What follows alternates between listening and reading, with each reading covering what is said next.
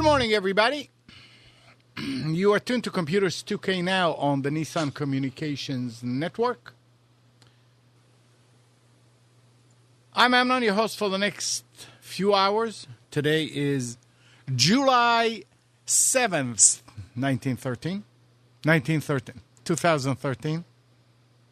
Can you tell I was watching History Channel last night? That or drinking. Yesterday, yeah.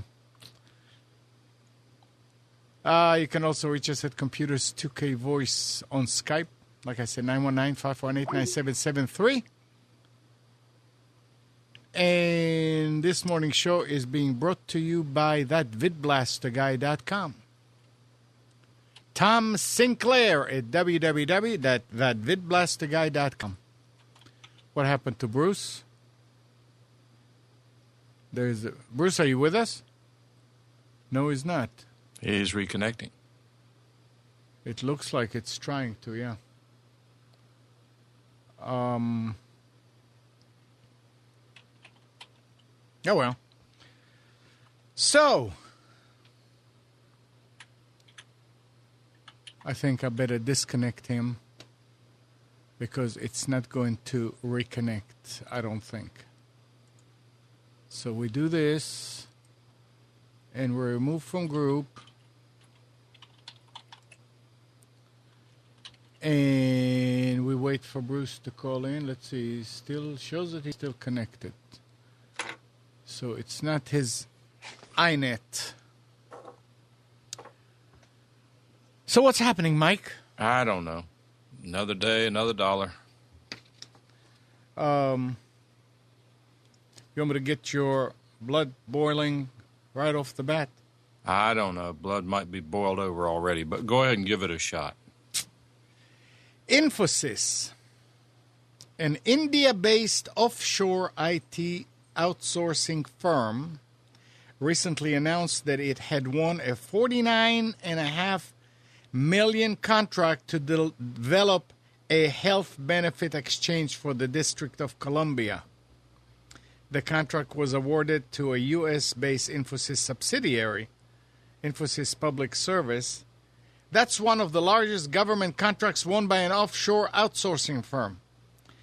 But it's unclear whether any of the work will be done overseas. The district isn't disclosing any contract details. Surprise. An FOIA request for the contract has been submitted. Infosys is one of the largest users of H-1B visas. These are the work visas. And has been under a grand jury investigation for its use of B-1 visitor visas. We don't have enough American companies, do we? Okay, I mean, I hear what you're saying, but throw a little water on the fire. I don't know all the details. I mean, there are two questions here. Two questions in my mind. The first, is this a straight deal and they just awarded the business to somebody offshore? If it is, do we want to save money or provide U.S. jobs is the question. I'm not sure what the answer is. What was the next nearest bid? Was the next nearest bid $175 million? Do you know the answer to that? No, I don't. All I'm reading is that somebody from across the pond is getting our money for Obamacare. Well, but then the next part of the question would be... And the bad thing here is it's a company that's been under a grand jury investigation. Now you're getting into the second question. Yeah. Is there something that smells here? Right, If the government gave me $1 million to place in a contract, I believe I could get just about any software developed anywhere. Right. $49 million. And one of the things that the federal government tries to do is to not give government contracts to people who then turn around and sub out the work.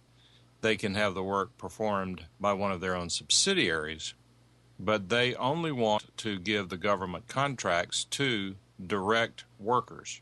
Did that happen here? I don't know. I don't know either. Yeah, I mean, the company is an India-based, but they said that they awarded it to a U.S. subsidiary of it. Well, now, see, there you go. Because if in fact the award was made to a U.S. subsidiary and the work is going to be done in the United States, then so be it. Now, but let me ask this. There's the Bruce Meister. Yeah. So let me ask this: if this is an Obamacare contract, and it's any of the work's being done offshore, are there any HIPAA issues? That's the other thing I was thinking when I was reading it. And now, again, the thing that I've knowing. learned, and you'll hear me say it, you've heard me say it before, you'll hear me say it here over and over and over again. Be very, very careful relying on media reports. Yeah. They're almost always inaccurate at either a major or a minor level. And when you give me half the story, then you've given me none of the story, really. So I don't know. This may be a real problem. Now, the article that you're reading, is it reporting this as good news, bad news, just news? What news? Just news. And what is the source? I didn't write it. I don't know. Okay. Not only do I tend to look at the source, I tend to look at who wrote the article.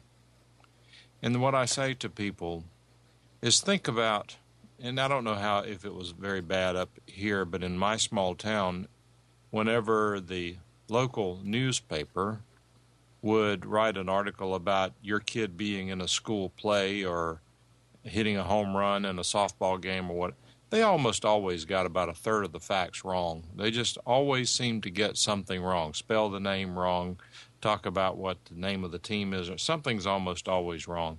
And I think over time the problem has gotten worse because the news media, quote news, quote unquote, not only have they had to cut their budgets back to the bone, which means that they're paying less and less, but the reporters are generally either overworked or just outright lazy. So get the whole story and we'll get into it. All right, I'll try and get the whole story. No, I mean, and it may be the whole truth and nothing but the truth there. I'm not saying it's not. I'm just saying that there are a lot of more questions there that I would be curious about. Good morning, Steve. Good morning, boys and girls. I'm on a different headset before anyone goes, that sounds horrible. Oh, it sounds terrible. It sounds rubbish. It's rubbish, yes, but sorry about that. Good morning, everybody. Good morning. So what do you think, Steve? I think it's been far too hot this week. Yes, it's just, it's either one thing or another. There's no happy medium, is there? It was like 84 degrees the other day, and I was literally melting, bits, dribbling. From all over, I should hasten to add. Not just parts of me. It was just way too hot. And yet the other night, it was cold. I was sat here cold, and I went and got a jumper, which was like I think 3 nights ago or something like that. So the weather's all gone to pot, and I don't know what's happening. What's a jumper? Like a knitted jumper, a knitted top, Rule number 1, you cannot use a word in the definition of the word. Okay, it is a garment that is knitted that you wear on the top half of your body.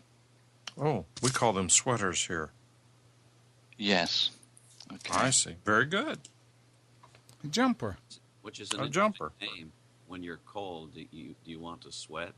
Why is your audio real low, Bruce? I don't know. Okay, well, say, did you hear what he was saying, Mike? Who was saying? Bruce. As a response. No. I did not. Well, I was trying to get to the derivative of the word sweater. Yeah. Because it has as its root sweat. So its intended purpose when you're cold to put it on and do the exact reverse and make you sweat. I see. Okay. Gotcha. Because normally you sweat to get cool, don't you? So that the air cools you down, cools the water that's on your body to cool you down. So it's kind of pointless calling it a sweater if you don't really want to sweat, which would then cool you down. Call it a name if you don't want to sweat. Call it a name. Well, Jumper. I got this kind of first story because my computer was up and I had to restart. But speaking of news and news gathering, though, it was interesting again with this San Francisco plane crash that at least by 10 minutes, Twitter was where you got all the news about that plane crash yesterday. Before you saw anything on CNN or Fox or AP or anything else, Reuters, Twitter ruled the day. I think it'll probably continue to do so as well for genuine news. Yeah. Because even there isn't really any such thing as genuine news from genuine news sources anymore, is there? Is it as bad over there? It's strange, Steve, because we have to look to the UK to get the whole story in the news to get past the local news filters. Well, the BBC is supposed to be independent and non-politically orientated or manipulated and things like that, but we find it becoming more and more and more so. Well, I certainly have done anyway, and people I know are finding it more and more so. That it's influenced, if you like. And generally speaking, if we want to know anything that's happening in this country, we usually look to, the rest of Europe. My father's a prime example. He's got a satellite which tunes into the German satellite channels. So if there's anything going on and he wants to find out, more details, and if you like, the non... censored version, he'll go onto the German satellite, and it's amazing what they show that is kept quiet over here. Let's see, who just called in? Good morning, caller. Hello? Yeah. Oh, okay. I didn't know it was... Hey, Marshall. I was calling to see if anybody had any ideas on some very simplistic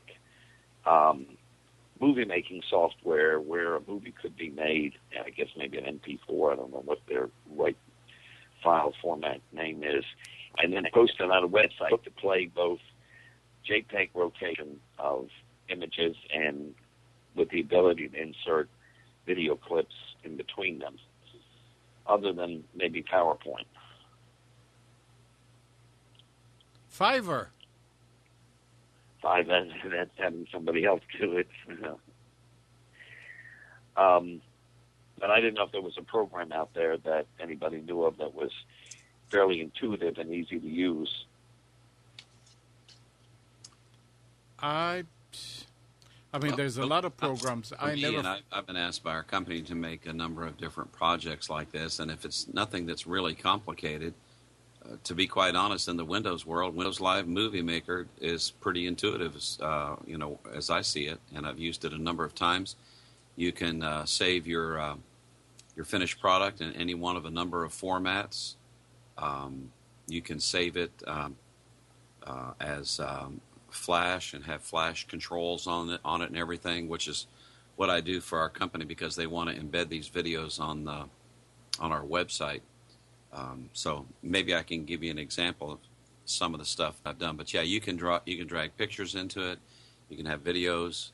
You can have different kinds of music. You can edit the audio, pot it up and down along the way.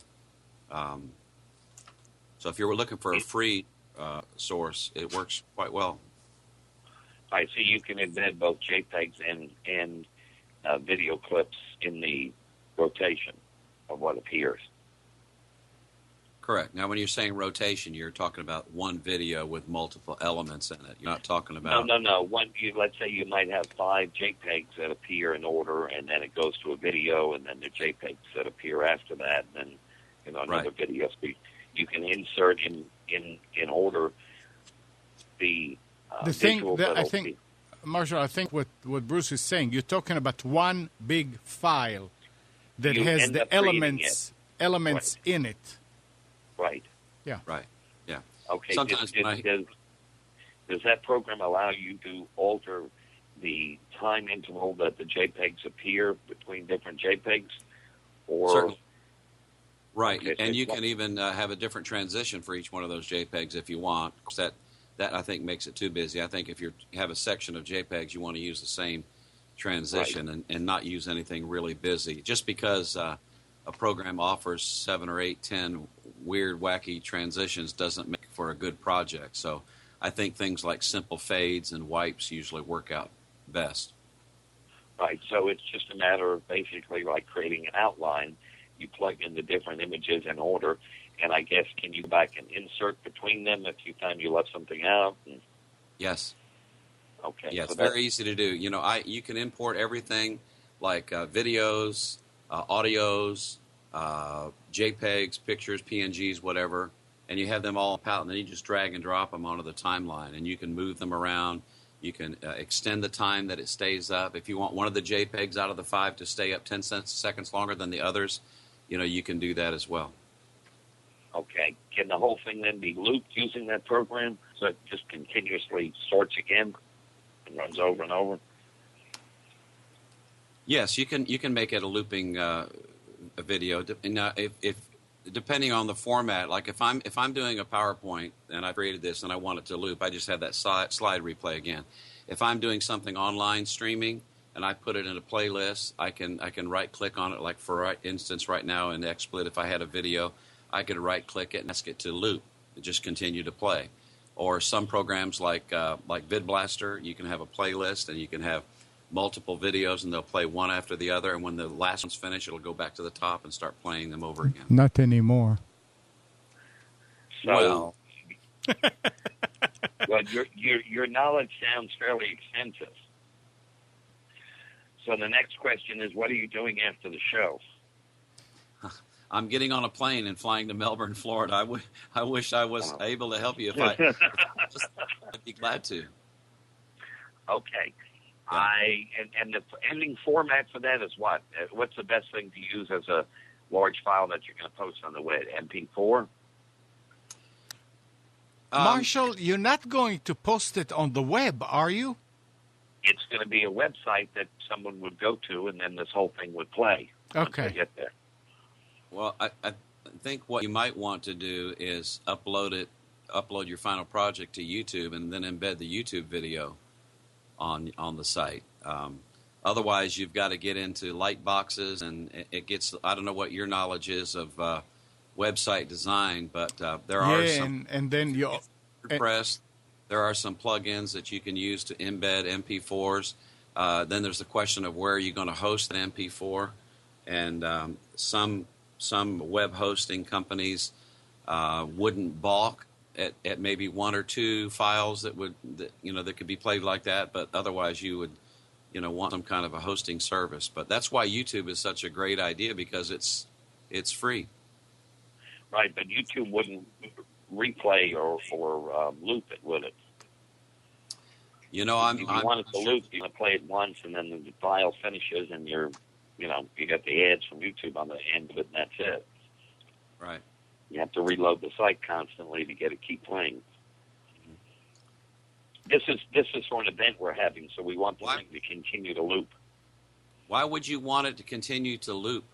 Wouldn't you want it to maybe play automatically when a person went to your website so they could see it once? And if they saw it once, why would they need to see it again? If they want to see it again, they could replay it. But you wouldn't want people to come to the website, and because it's looping, they came in 2/3 of the way through and missed the first half, and they had to stay there longer to watch the part they missed. It's designed actually to be used at a trade show, so it's one of the media vehicles at the trade show. So it just needs to continue to loop throughout the whole show. So, well, you wouldn't want it to loop on a website, though. If you want it to loop at a trade show, you want it to loop from the hard drive, because if it loops from a website, you're going to be fighting internet bandwidth and traffic problems and all sorts of issues. Right.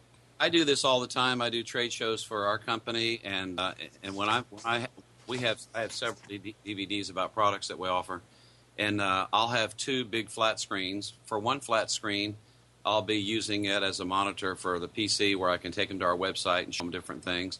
But the other one is going out to another flat screen, and it's playing a looping DVD, which will just play over and over and over and over again. From the hard drive? From the DVD ROM player. Yeah. Yeah.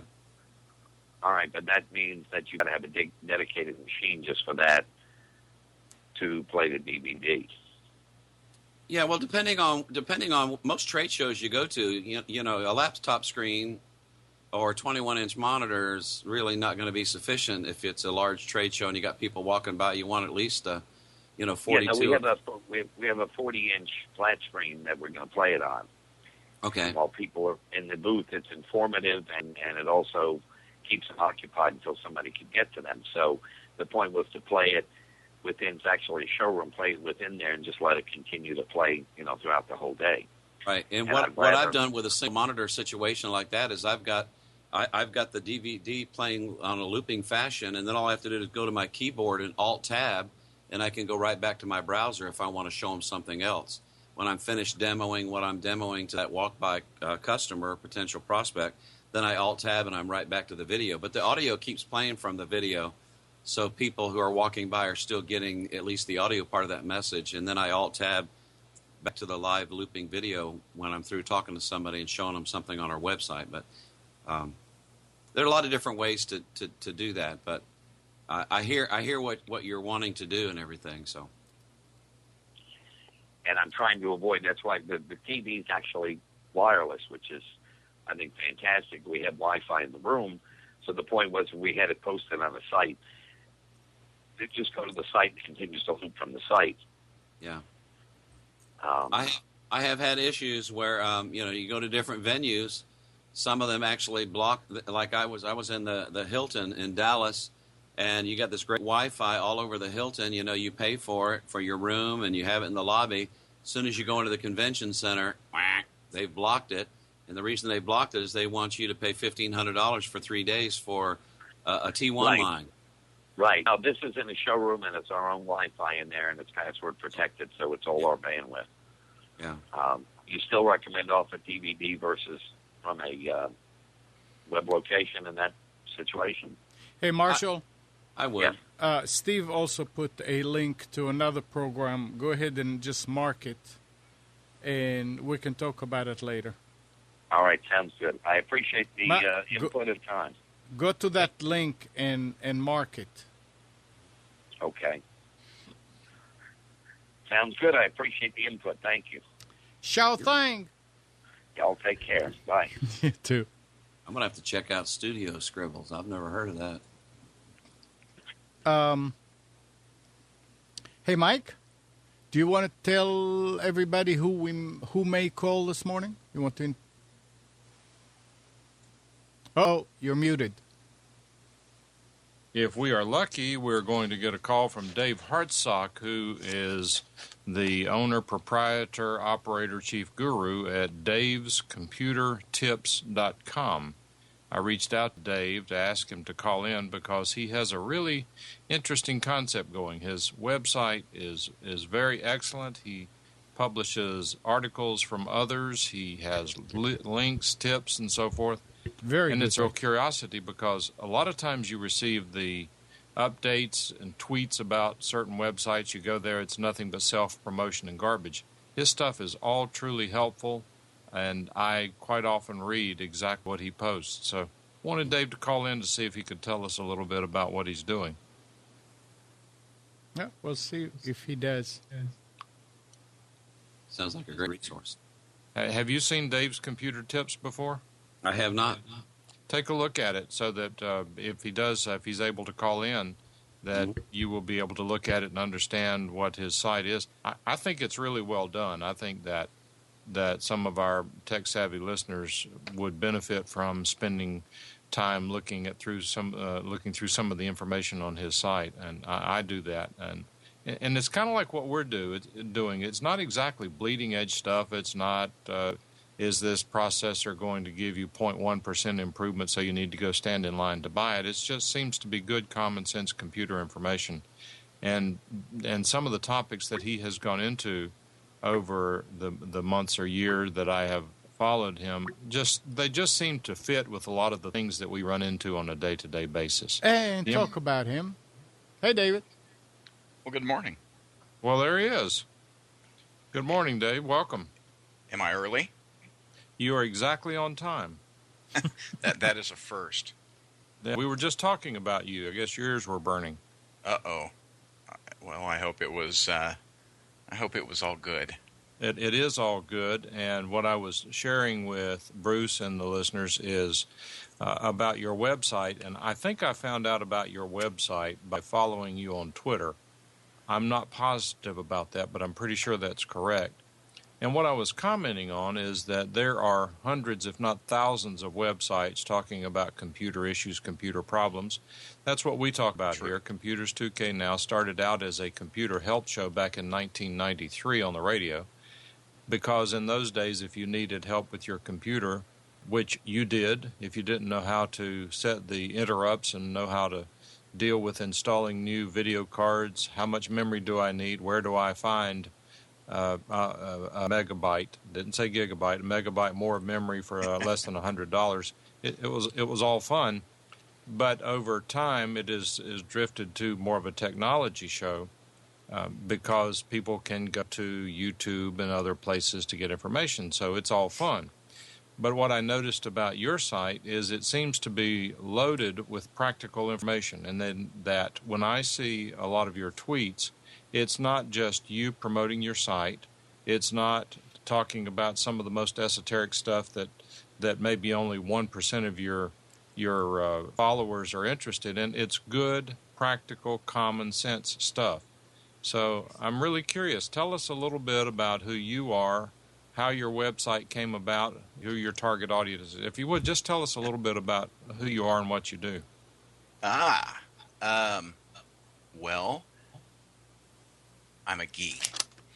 We all are. We all are. Yes, it's absolutely. It's a problem. I'm in my mid-40s, we'll just say that. And back in 8th grade, back in the Stone Age when everything was in black and white, I was lucky enough to be in the only classroom in my school, in my grade that I know of, that got a computer. And the teacher, he was very generous. It wasn't a leave this in the corner and nobody touches it kind of thing. And I was really enthralled with this device, and the teacher allowed me to come in at lunch and play with it on my own time. And that led to me reading a lot of books. That was back in the Apple II days. And I took a couple of classes at a place called Computerland, if you guys remember that. Mm-hmm. And started writing my own programs and things like that. And I was really, I mean, it's every lunch that's what I did. And it got to the point where I guess my excitement was realized by my parents, and they offered to buy me a computer. So I ended up with a TI-99 4A. Hey! Oh, yeah. I was decked out. My parents bought me the expansion box and the 16K memory card that was about the size of a hardback book. And I ended up meeting a few people and joining a user group. At that time, we had groups that would get together and actually meet in person and bring your computers and talk and discuss and play with together. And from there, I went on to teach a class at the local YMCA when I was 16. So, 16 is kind of a tumultuous age for a young man. He seems to notice other things in life, cars and young ladies, and that all fell to the wayside. Not in that order, though. Well, no. But I ended up actually working in TV in my early 20s and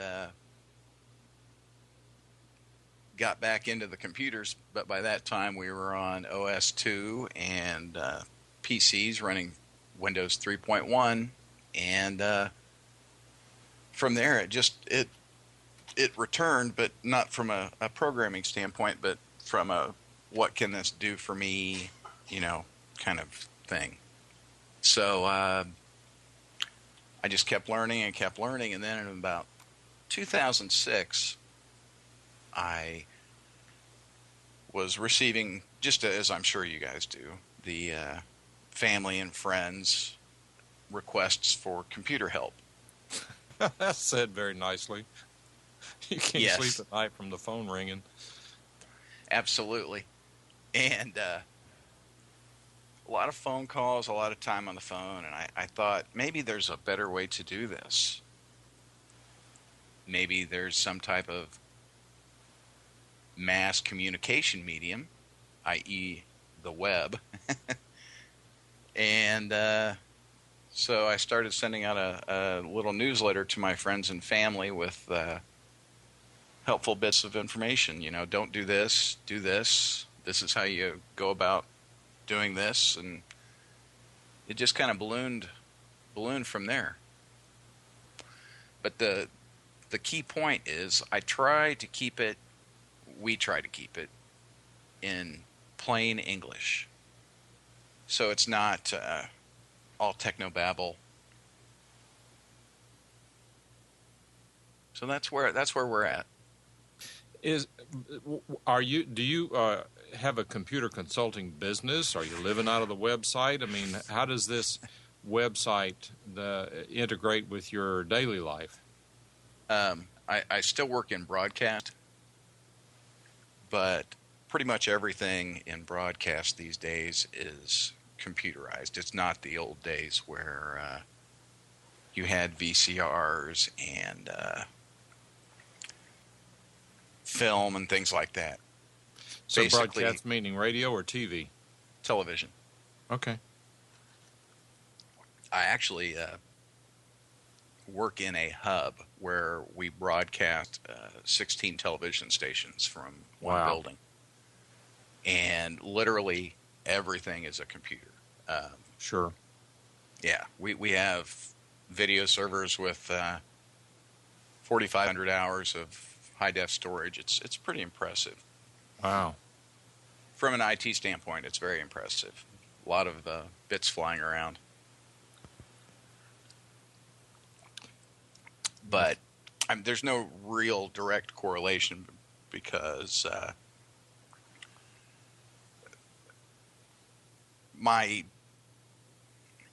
how to explain this?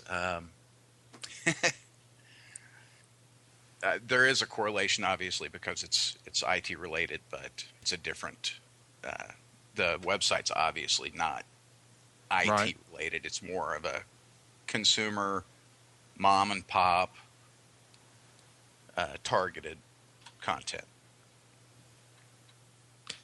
Now, you also, in addition to tweeting out the articles that you post, you also have an email list, I believe, that does what, weekly updates? I do. We send out a weekly email. Yes, to those that wish to subscribe. You have to. Yeah, pardon me. I'm getting a little feedback. Yeah. You have to mute the website. But you have to try to reach people in the way that they're comfortable with, and a lot of people are still comfortable getting that information in their email. How are you building, and to the extent, I mean, if we ask questions that you're not interested in answering, that's fine, we understand. I'm not trying to pry too much into your business. I just really think that what you have done is good, and we're very curious about it, because I think we have some of the same objectives to try to help people with their computers and other technology-related goods. But I would ask, to the extent that you're willing to share, how many people you have on your email list. How do you make it grow? Where do you see the real growth coming from for your website and for your mailing list? There are over 6,000 people on the email list, and we do not advertise per se. Mm-hmm. It's all word of mouth, really. It's very difficult. Computers are a very difficult niche to try to market to. For many facts, or for many reasons, actually.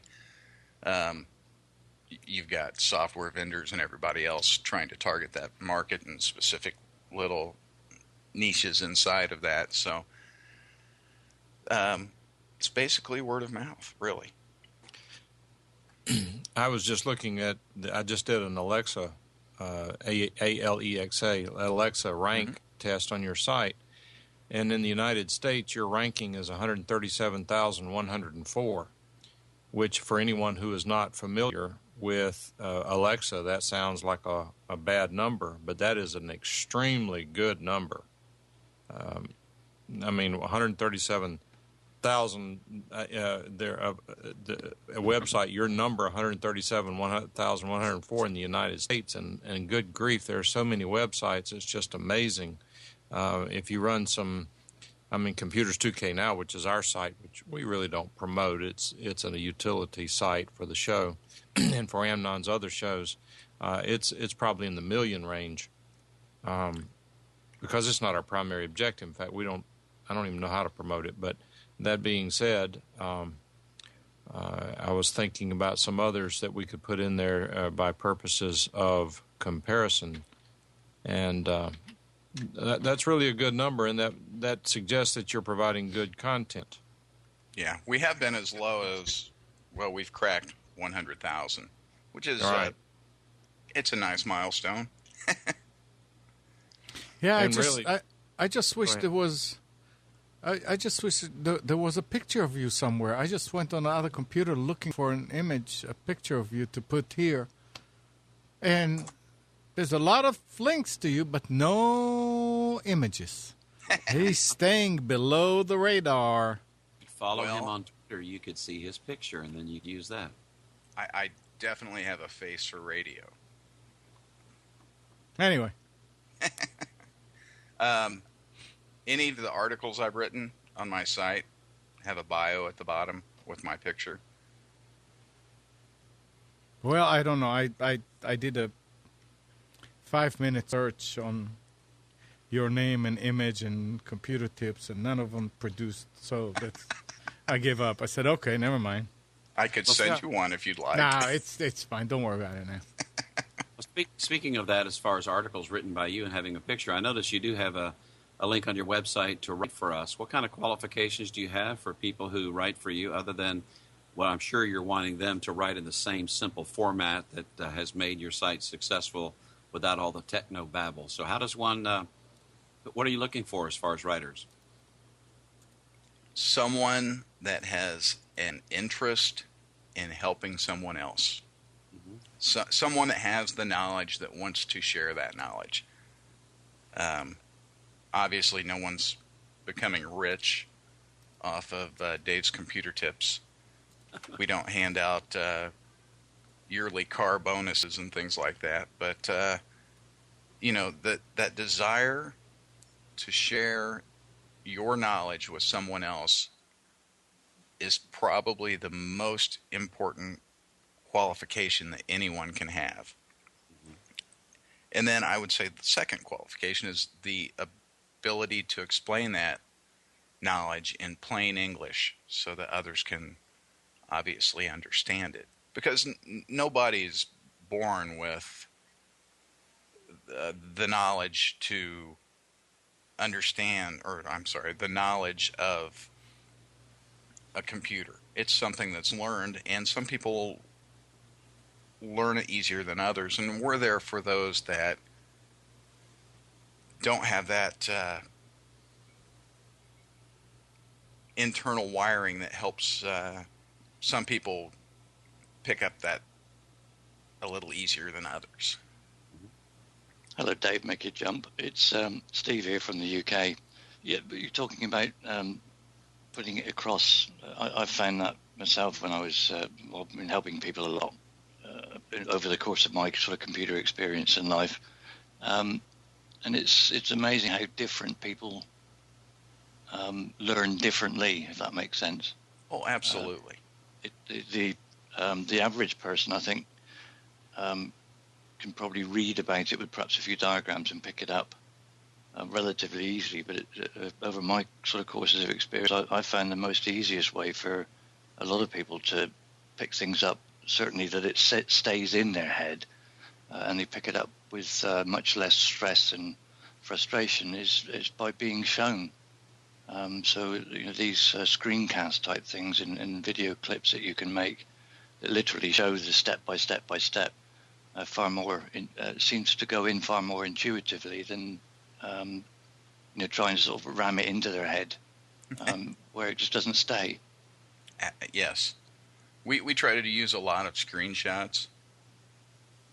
Just that's if somebody can look at it in a browser and look at it on their computer, that's a huge help. And we're trying to determine the best way to go forward, maybe with video.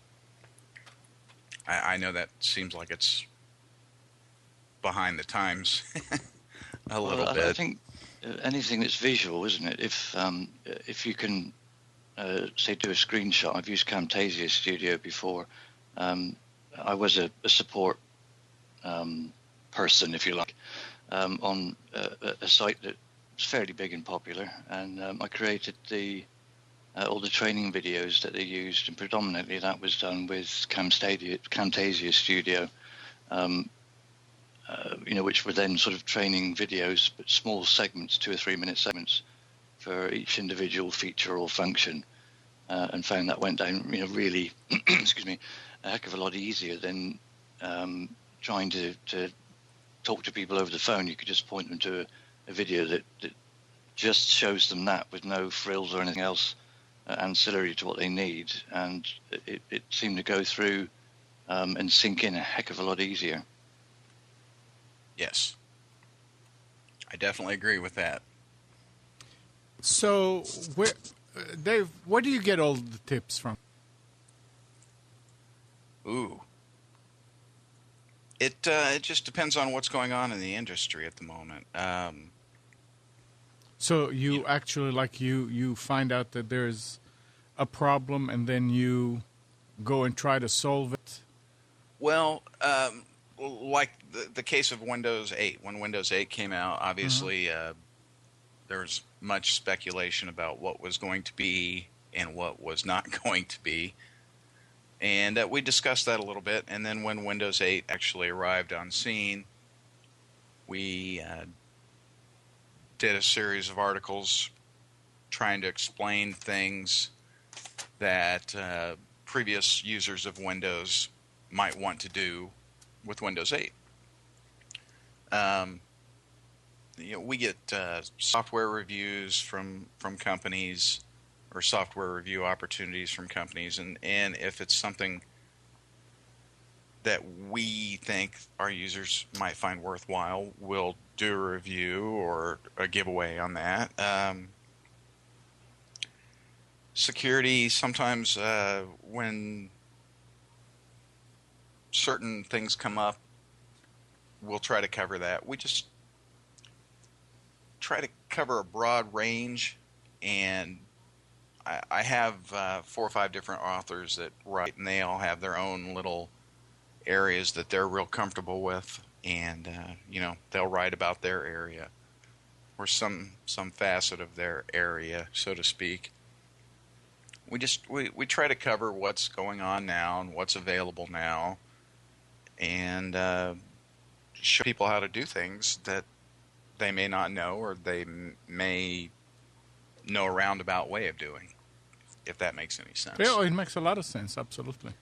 So what do you think about Windows 8? Well,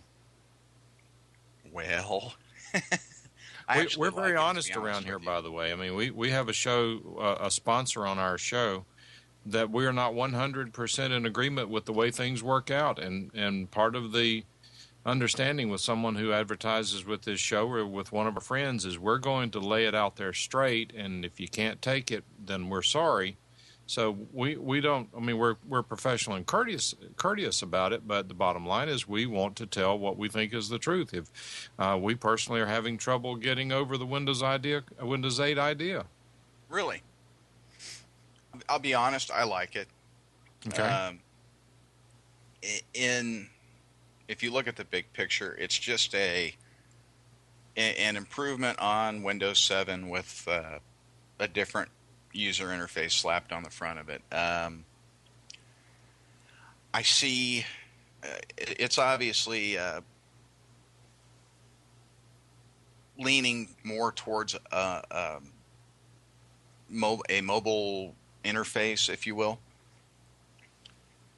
And I think that's fine. I really do. A lot of the older users, if you look at like an iPhone or an Android phone compared to a computer, I think a mobile device like that is a lot easier to use compared to a computer. And most people can accomplish what they want to accomplish with the mobile device. Now, obviously, you're not going to be doing, software development or video editing of any quality on a mobile device. Right. But I see that as maybe the two are coming together, where you'll have one device where you can accomplish most of your daily tasks. You'll have another device where you can do the more complicated or intensive tasks, but they will share a similar interface. And that's kind of where I see Windows 8 in the whole ecosystem, if you will. But here's my question related to that. Considering that for touchscreen purposes with the Metro interface or whatever they're calling it today, it seems to make sense. But whenever you're out there, and I presume from Microsoft's perspective, trying to displace Windows 7 because you want to sell more operating systems, is it an answer to a question that no one was asking? Is it too early? Are they trying to drive the user base in the direction they want to go? Microsoft wants the user base to go? Do they have a crystal ball? We're trying to understand what was said in the halls at Microsoft when they decided to release Windows 8 with, as you've heard probably so many times, no start button. Well, if you wait a couple of months, we may get that back. Okay, but you just hit the nail on the head. Windows 8 has been out for a while. Did they do something wrong by not releasing Windows 8.1 first? Had they done that, would they have run into the problems that they have run into with regard to acceptance of the new operating system? Oh, absolutely. And I agree with you. I would probably give my right leg to have been a fly on the wall at Microsoft, because I'm sure there were some very, very heated discussions.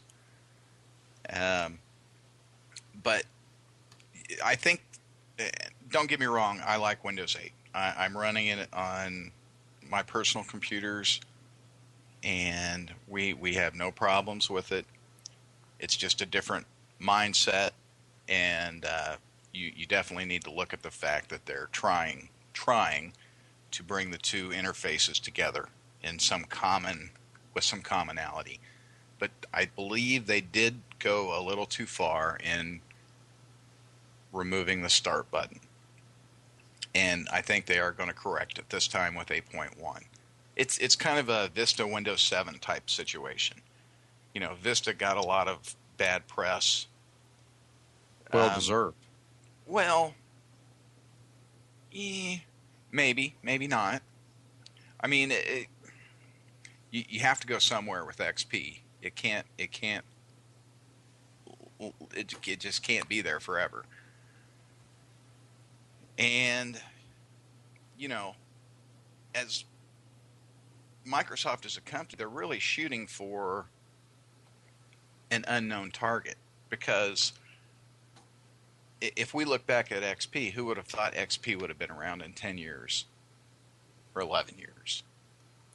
So they're trying to shoot for something that they really don't know what the end result should be, if that makes any sense.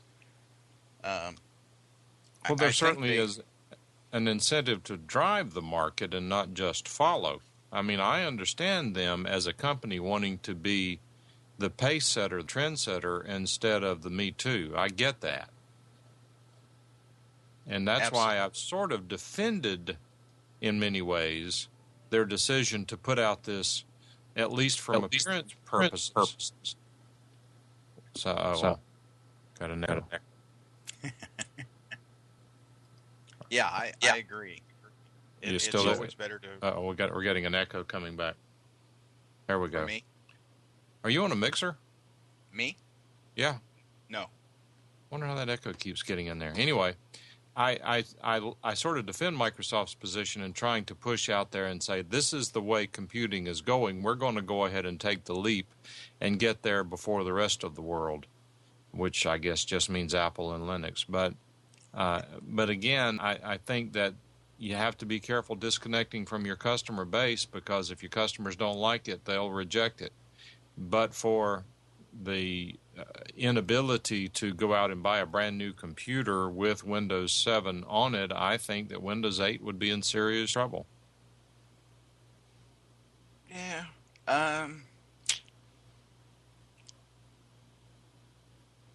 That possibly. I don't see it that way. I mean, people in general, as you travel the web, leaving, are not fans of change.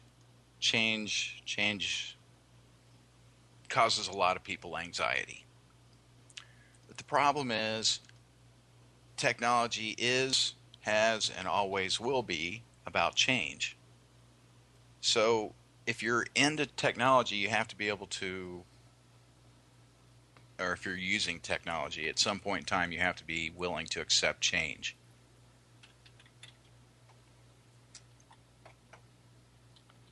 Well, I don't disagree with that, certainly. I don't like change that much either. In fact, someone in chat had a question for you. Gene wants to know, he says, I would be interested in what free cleaner you suggest as best. Now, I'm not sure what cleaner he's talking about. I don't know whether he's talking about a registry cleaner, a general cleaner, but it does bring up a good question that we have quite often. And that is in terms of Windows maintenance in general, with regard to registry cleaners, CCleaner, those sorts of things. What sort of maintenance routines or tasks do you recommend to your people with whom you help with their computers?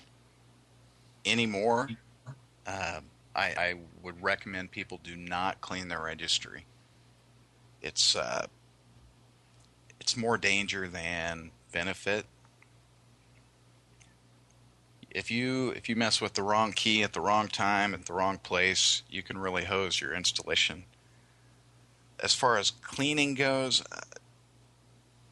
Windows is not known for cleaning up after itself very well, and a program like CCleaner,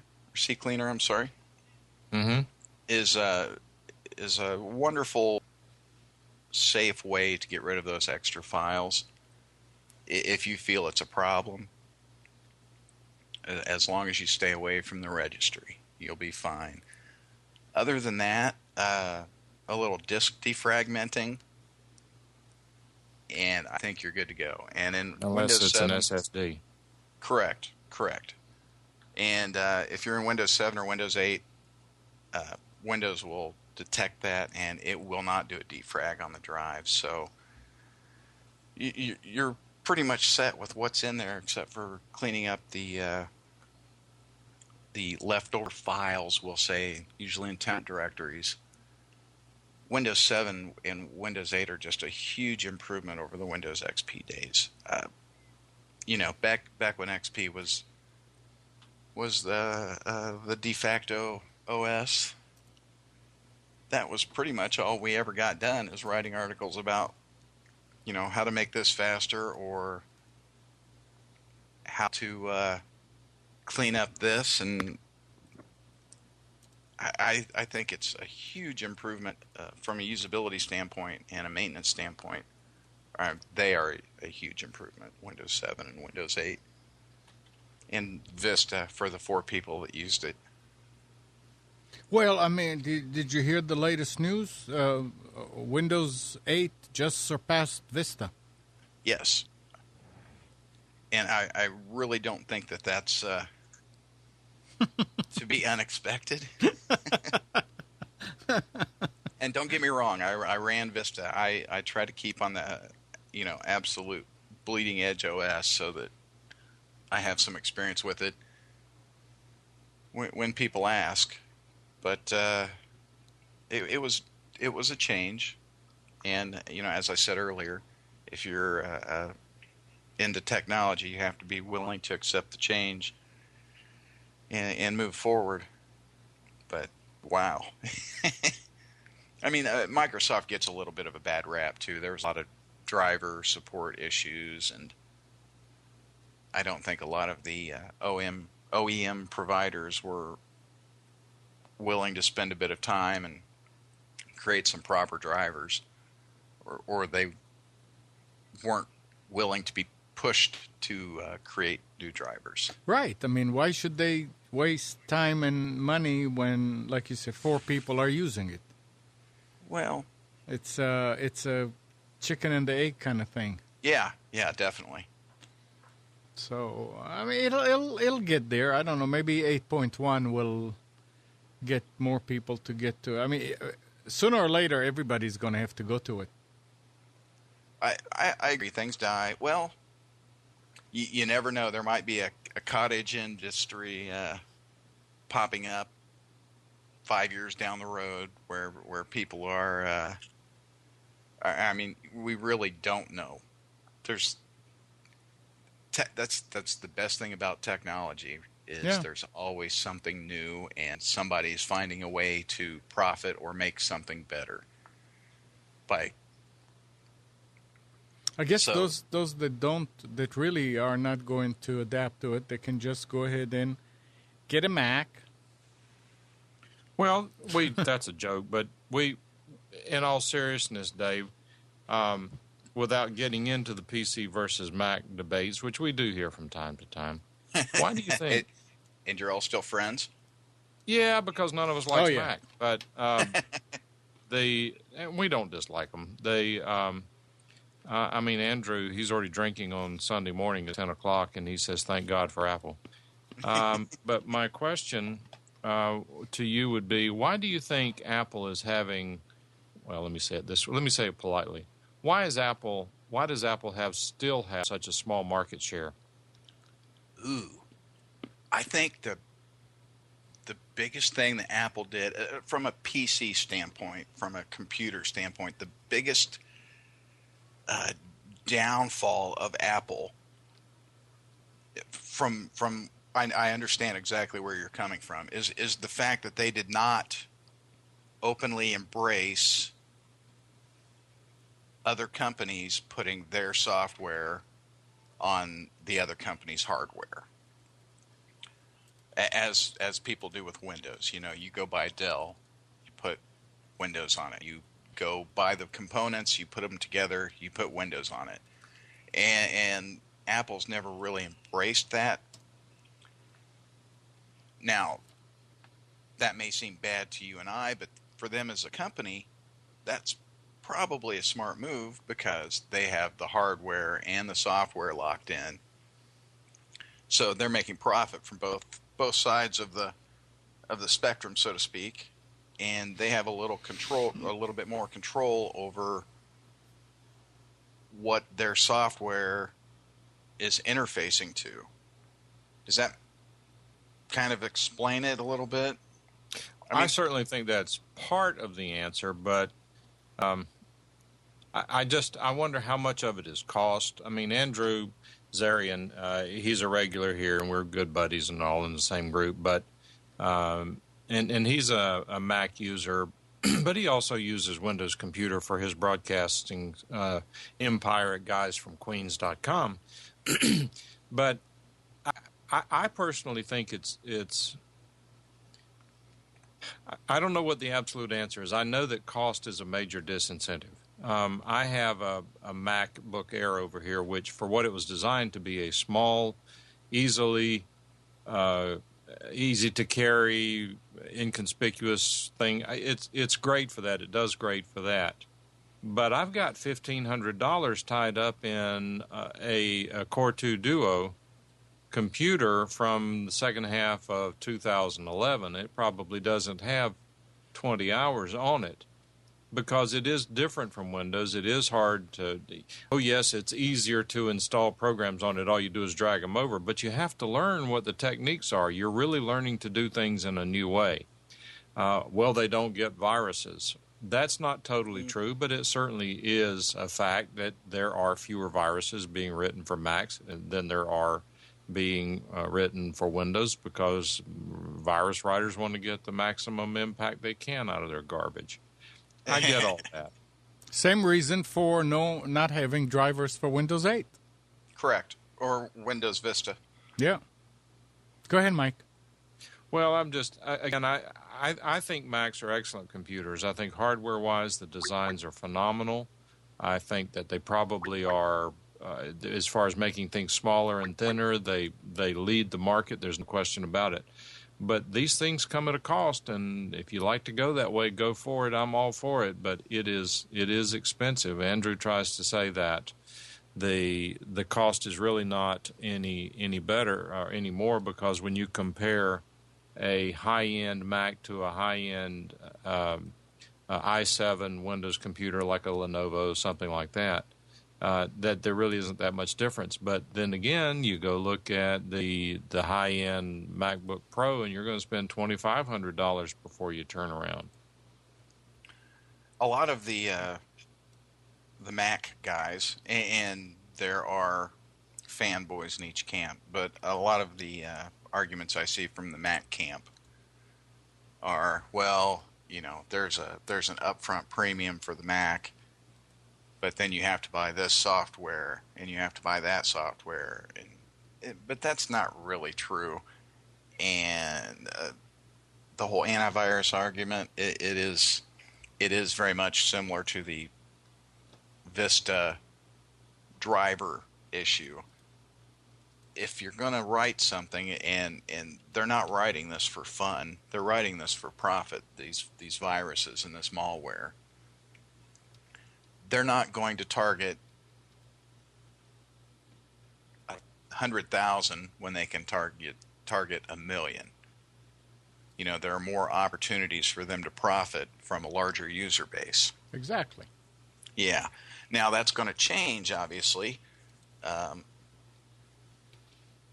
And that's only because people believe and are told that a Mac cannot get a virus. And while it is not necessarily as easy for it to get a virus, it is possible. And there are people out there right now that are working on exploits of that operating system, and they're going to have a good chance of flying under the radar. And we've seen that in the past with Mac infections. So I think that's gonna even out on a, obviously there's a larger user base of Windows, but maybe if you looked at percentages of infections per operating system, I think you're going to see that even out. Have you ever personally seen a Mac with an infection? I have not. I haven't either. But I have seen very few Macs. Oh, okay. I mean, you and the rest of the world. And guess what? I'm sure that people that have a Mac and they're infected are not going to say a word. Now I am on. Not only that, but I don't know if they would realize that they were infected. That's true, too. I find, and this is just in my circle, and I don't mean anything derogatory towards Mac users, but I find that Mac users are less involved with the computer. They're the people that open it up, it works, they click on some stuff, they don't know anything about what's going on underneath what they see on the screen. So it's also a situation where they have been and still are conditioned to think that they cannot get any viruses. So they are not. Over the years, you just tend to believe, well, no, this is just something with a memory, or this is just some. If there is any abnormality. It's the bad thing is that Apple kept on telling people, "Oh, you got nothing to worry about." Absolutely. You know what would happen? Go ahead. So you know what would happen if somebody was brave enough to tell other Mac users that they had a virus, that they would just get trolled back to say, "Oh, you're just a troll, you're lying, it's impossible, it can't happen," and they would just want to commit suicide. If you want to see a Mac, go to any coffee house, just like if you want to see a Toyota Prius, go to any Whole Foods. Now, Bruce, Andrew is right. Or near a college town, and you'll see a bunch of Macs. Well, Andrew's right about one thing, and I will. I'll give you this as a system. There's one thing that you can get with a Mac that you may or may not get elsewhere, and that is support. And that is that so long as you are within the warranty period, or one of three things, either within the warranty period, you've purchased an extended warranty, or you happen to find a generous employee at the Apple Store, you can get excellent support for Macs. These guys really know those systems. I mean, right now, let's think about this, Dave. In fact, I think this is a great thing to think about. Let's assume that I have a computer that I built myself that I'm having a problem with. Let's assume it's maybe a motherboard issue that I'm having trouble diagnosing. Where do I go to get help with that?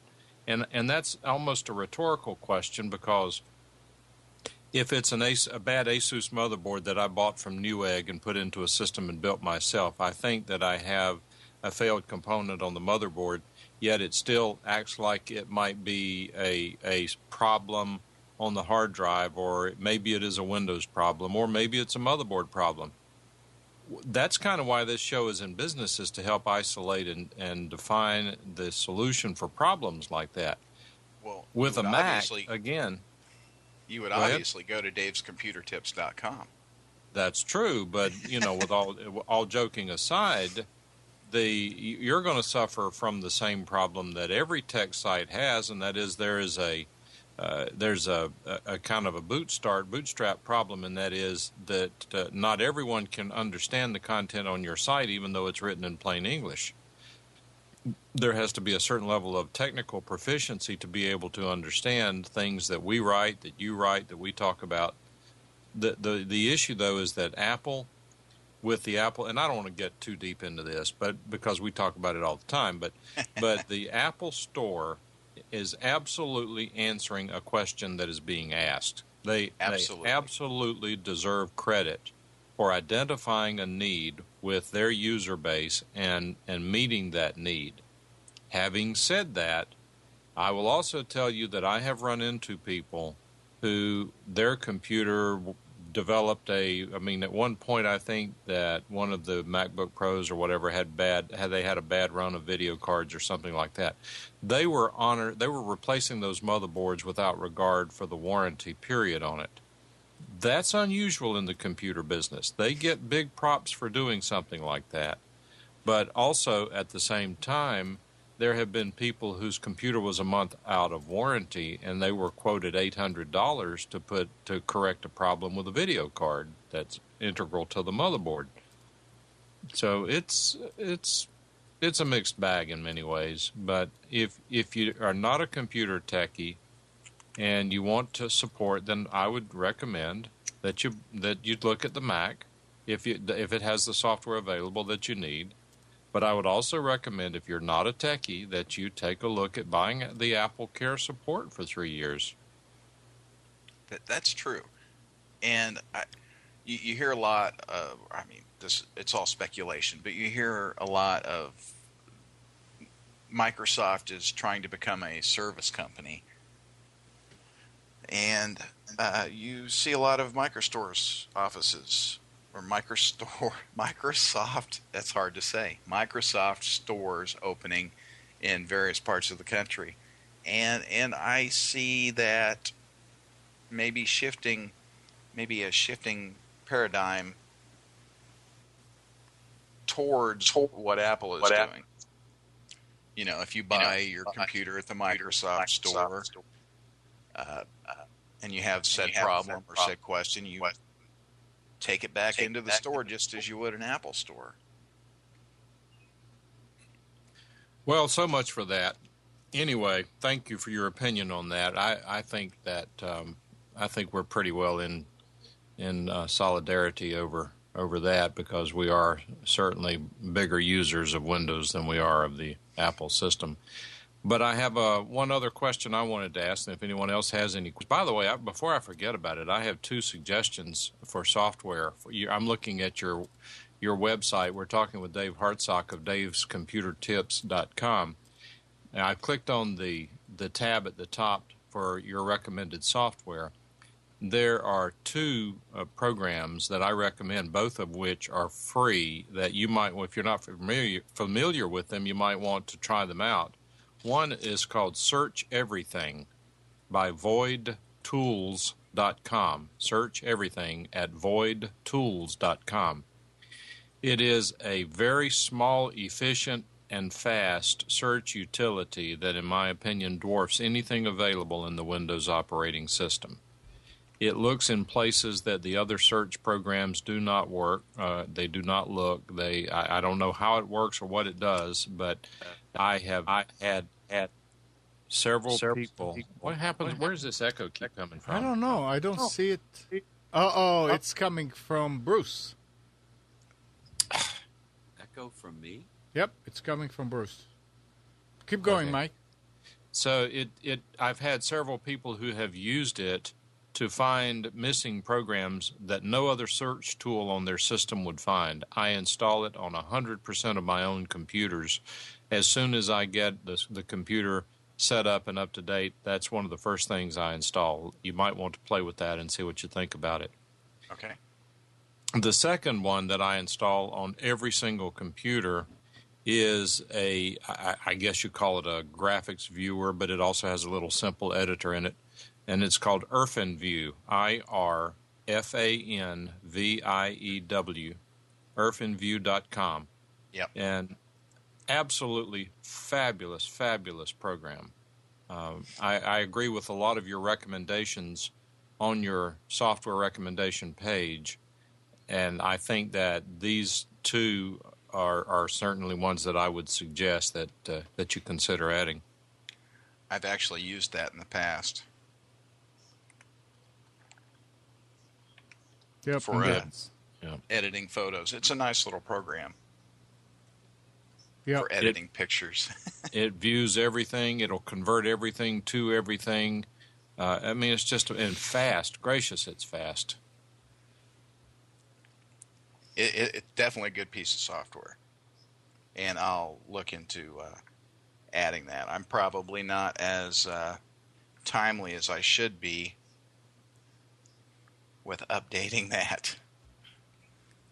Yeah, and I noticed that you're recommending WinRAR, which, again, it's the only archiving software that I use on a computer, and it doesn't get mentioned very often. But I mean, it's kind of a standard, but I purchased it because it's excellent. Faststone image viewer, phenomenal, absolutely phenomenal. Picasa, not a big fan of it. To me, it just is a little too different from what I'm accustomed to. Hey, Dave. Yes, sir. So, what do you do for a living? You weren't paying attention. Yeah, I work in television. Oh, I work. It's a term called central casting, and we broadcast. Our company has 1, 2, 3, 4, 5 things called hubs, and let's say that our company owns 40 television stations. They have basically combined the operations of multiple television stations into one location. So I work in a building where we broadcast 16 television stations all throughout the country for our company. In the grand scheme of things, it saves a lot of money on equipment because broadcast equipment is very, very expensive. And from a manpower standpoint, you're not doing the same thing at multiple locations with a different group of people. So you save a lot of redundancy and a lot of manpower by doing that. It's pretty interesting. We have, I think I've got 115 or 120 racks full of computers. So what do you use for switchers? Are they all hardware? At the moment, in our particular facility, they are hardware. In a few of the facilities that we're upgrading at the present moment, it's all IP based. So it's virtual.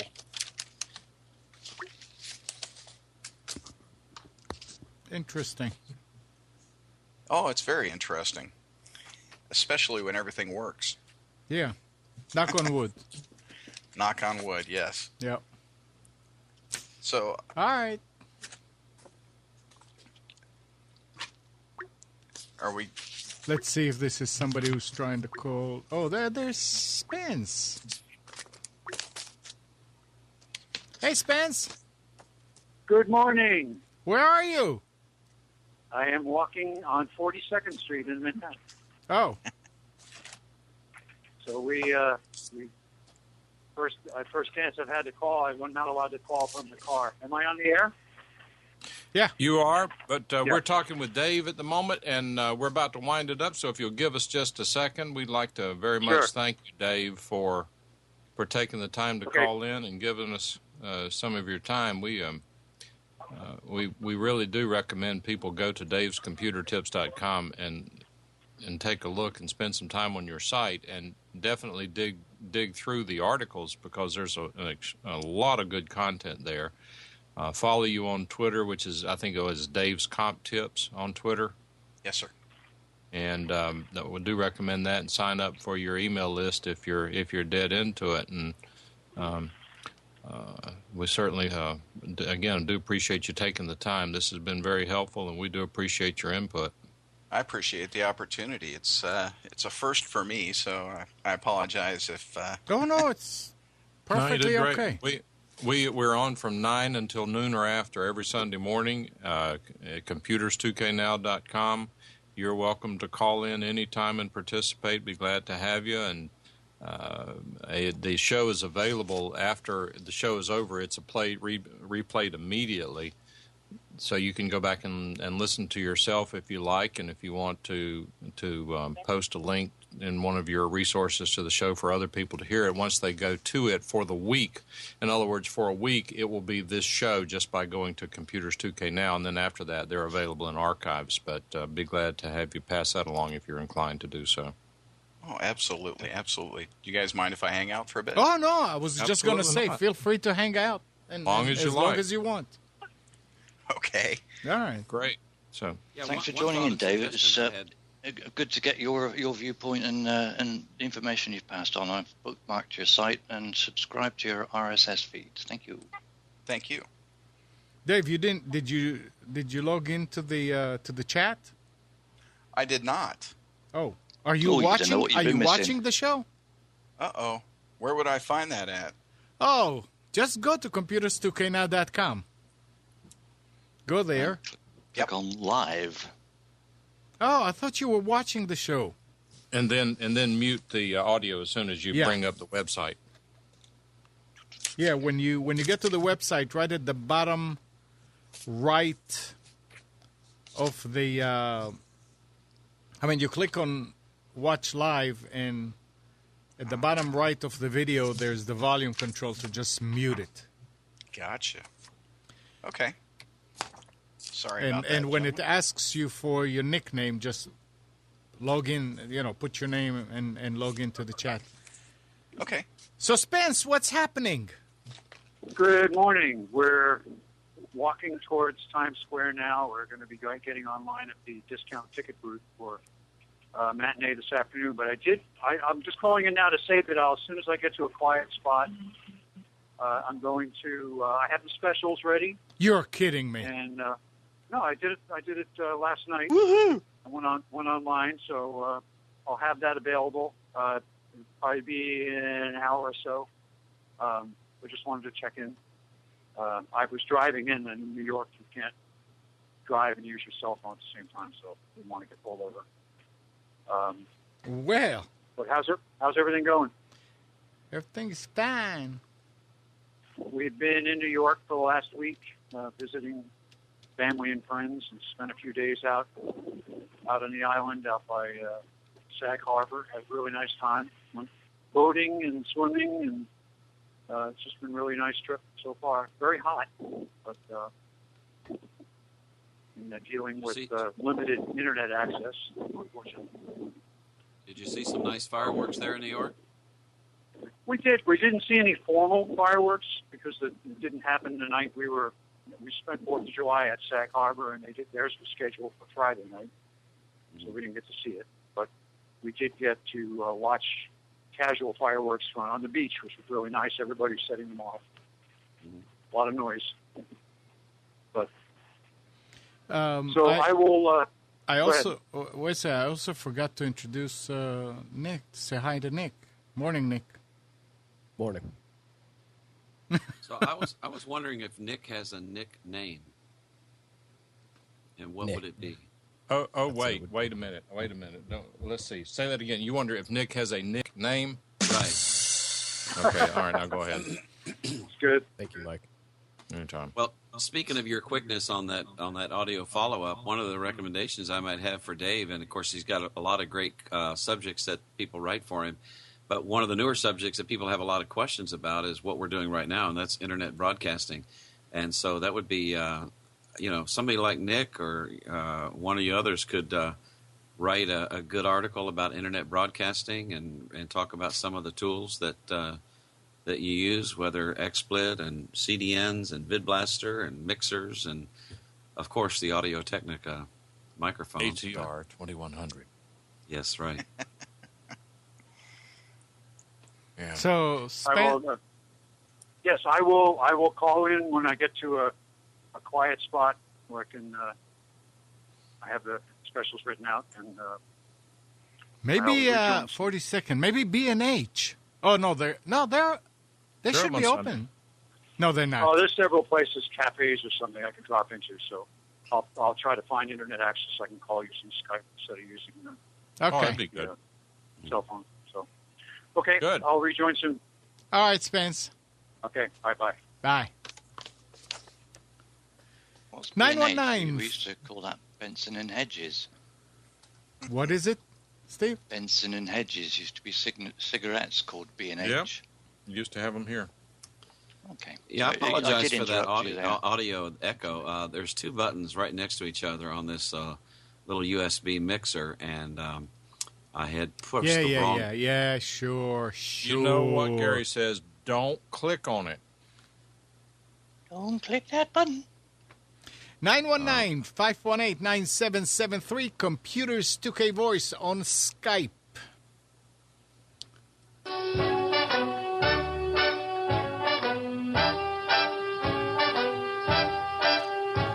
That was for Spence. Yeah, well, he didn't hear it. I know. Andrew says he has 3 Lenovo's. I've probably got about 6 or 7. I really like Lenovo computers. Do I hear 7? Seven. Do I? But strangely enough, in fact, I'm glad he brought that up, because normally what I would do is I would buy Lenovo computers that are recycled or refurbished, as they call them, because there's a company here in Research Triangle Park called IT Exchange, ITXChange, itexchange.com, where they will have often computers that are 6 to 12 months old. They look like brand new, and they're about half the price. Well, I got something in the mail from a company called antonline.com, antonline.com. They had an i7 for about $600, and naturally thinking that it was a reconditioned one and checking the prices between there and IT Exchange, it seemed like a good buy. I ordered it. When I got it here, it was brand new. And I had it here for about a month before I even took it out of the box. When I took it out of the box, I started thinking, wait a minute, brand new computer, warranty. Oh, I looked it up, and being a brand new computer, it has a 3-year warranty on it. And I mean, direct connect with Lenovo and so forth.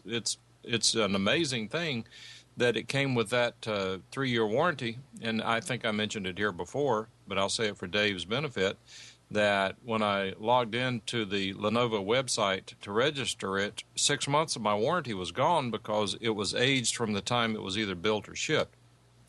I sent Lenovo an email, and they re-aged it for my purchase date, so that I then had a full 3-year warranty from the purchase date of the computer. That's now, nice. Strangely enough, I've been back to A&T Online, and that computer, I've yet to find it for under $800. So I really scored a pretty good hit on that one. But A&T Online, I do not like their customer service. They are really just a reseller bunch. They don't even have a telephone number you can call to ask questions. Everything has to be done by email. But if you're just going to buy a computer, particularly in this case a Lenovo computer, then if you find a good deal, one on sale there, I've been pretty happy with it.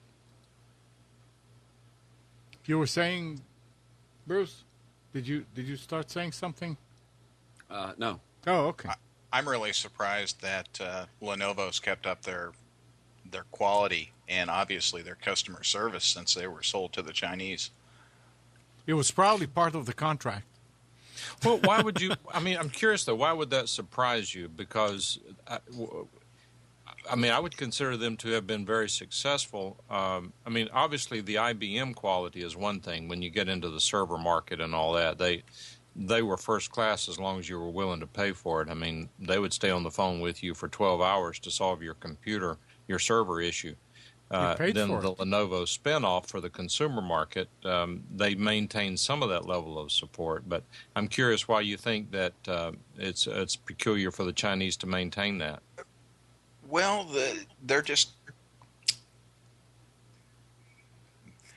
how to say this without going away from politically correct. You know, they're just known for cheap. Yeah. You go buy a pair of shoes, if you want the cheap ones, they're made in China. So, being a Chinese company now, you just put two and two together. I mean, obviously not, but that was my worry when I heard that they were being sold, actually, to be honest with you. Well, interestingly enough, the Lenovo USA headquarters are almost in walking distance of my office. They have a big facility over there where the business people are, the technical designers. They have a gigantic showroom for all of their new and existing products. I know several people over there. And there's still a lot of American influence for that company.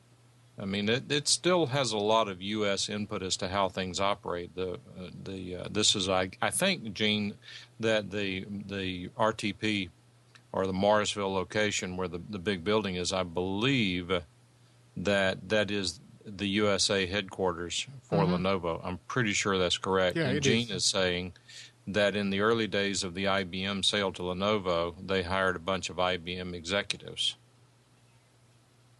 That's good to know. And in fact, wasn't Spencer with IBM? No.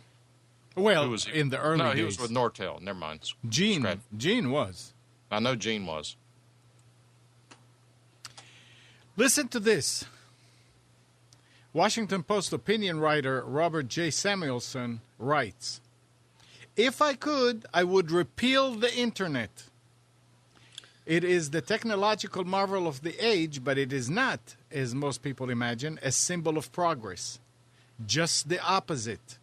We would be better off without it. It is his belief that the dangers of the Internet outweigh its benefits." Isn't that interesting?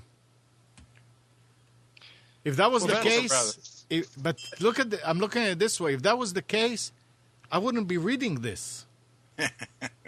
Well, I would say that's your opinion, and thanks for sharing it. Carry on. I mean, that's such a broad statement. Oh, man. How many people are helped with health issues because they have ready access to information on the Internet? Mm-hmm. you can say the same thing for so many things nowadays. I was looking for something the other day. My father couldn't remember a sort of do-it-yourself handyman task thing, and he couldn't remember the name of it. But he gave me a rough description, so I did a quick Google search like you usually do, and came up with it immediately. It was what he was trying to look for and trying to explain to me was a scarf joint for when you're woodworking. And he couldn't for the life of him remember what it was called, but he described it. And then when I came home, because he doesn't have the internet himself, I came home and sort of typed in 3 or 4 words of a description, and immediately came up. I mean, it is absolutely invaluable to virtually everybody, I would say. Yeah. I mean, think about the recent, like the elections in Iran or the uprisings in Egypt. How would we know? How would the world know? I think we would be better off, actually, on this case, because the prices of gas will not go up. What was it someone was saying? What were you saying a while ago, that the crash out in San Francisco, the fastest news was Twitter? Yeah. Bruce was Absolutely. Talking about it, yeah. Yeah. Yeah, my wife was actually looking at her phone and reading the tweets as they were coming in long time before it was on the internet or on network TV yesterday. It was amazing. Amnon, you were talking about internet broadcasting a moment ago, and we've been doing it for fun and have enjoyed doing it since 2011. Andrew's been doing it for quite a while, and a lot of people going back even earlier than that, although the real bandwidth has only been available for the last few years. But actually, Bruce was talking about it. Whomever. Go ahead. And this week I saw some interesting things. Last night we were watching a guy who had actually pod-faded. Who was it, Nick? What's his name? Do we have to bring him up? Okay.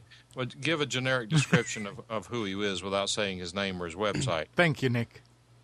I don't really know how to describe him. He does technology just like every other podcaster. Podfader. Okay, so he's a video technical podcast.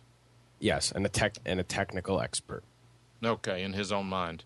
Yes. But he actually pod-faded for a couple of years. He's decided to come back online. There are quite a few people we see who pod-fade and then decide to come back. I'm getting the sense, and by the way, with Rick's House, the show that we do on Saturday morning, yesterday was one of the best shows we've done in a while. He was on location at actually a convenience store in his little hometown, and he had the mayor. Tennessee is a little different. The city is Knoxville, Tennessee, which is not a little small town, but their county is called Knox County, and they had the mayor of Knox County. They have a mayor of Knoxville as well as a mayor of the county. This was the mayor of the county. Rick has known him for quite some time. But it turns out that there is, and it seems to be lately, I mean, even in the last week or two, I've noticed a growing curiosity about internet broadcasting. I sort of get the sense that there may be sort of a leap ahead in terms of what's available to watch in internet broadcasting. Now, Nick and we were talking about it last night. I don't know. It's possible that maybe the Roku is finally catching on and causing an increase in interest. It may be that we're in the summer doldrums of network television, nothing to watch. People are looking for some sort of entertainment. I don't know what's going on, but what I sense is that there is a growing interest in internet broadcasting, and I think it's great. I would agree. I'm glad you mentioned it, and I wanted to let everybody know that we are on Roku, thanks to Nick, who wrote the app. So if you have a Roku, you can go to your app store and download the Nissan Communications app, so you can watch all the shows that we're doing here. But talk about that, Dave. What do you think about internet broadcasting versus the terrestrial. Ooh, that's a hot topic. It is? I think, boy, if you don't feel comfortable, if you don't feel comfortable talking about it, it's okay. Oh no, it's a huge topic, and I think that you're going to see so much more of that in the future. I think, obviously there's rights issues, and any type of, from my standpoint, any type of content provider is always worried about their rights. You've seen that in the music industry where they fought MP3 distribution tooth and nail, and they've kind of held themselves back by doing so. I think you're going to see that in broadcasting also, where actually you are seeing it with the content providers guarding their content so much that they're going to hinder the move forward into a new technology. And then you've got the Roku boxes where pretty much anybody can make their own channel. So with the cable prices going up and things like that, I think you're going to see a huge, huge move to internet broadcasting, so to speak. And you're going to see the major providers maybe fall behind the curve again. My personal viewpoint from my profession. Well, as far as we're concerned here, we don't have a problem with the rights because we make our own shows. Yeah, it's all talk. Yeah. It's all hot air. All hot air.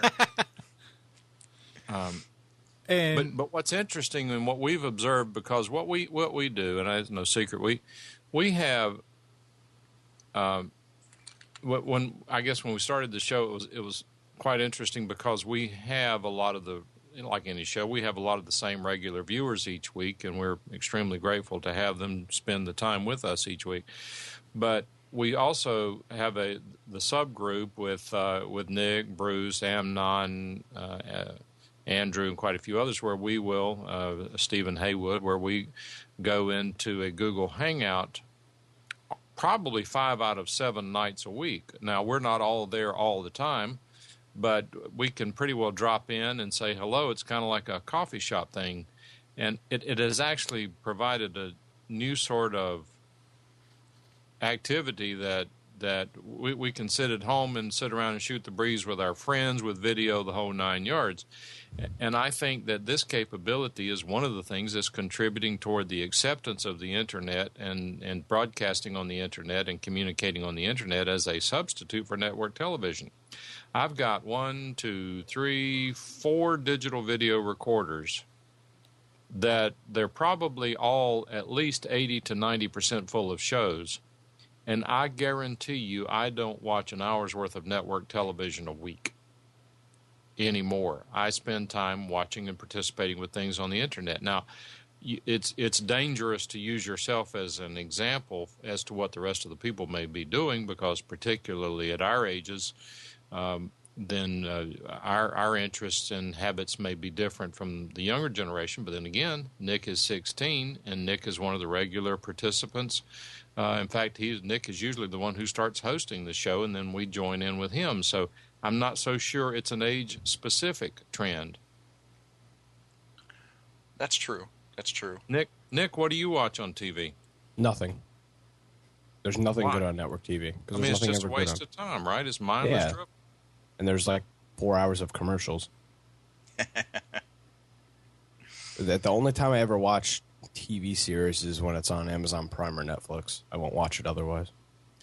Now, having said that, Dave, with you being in the television business, what I just said, what, if anything, is troubling about that?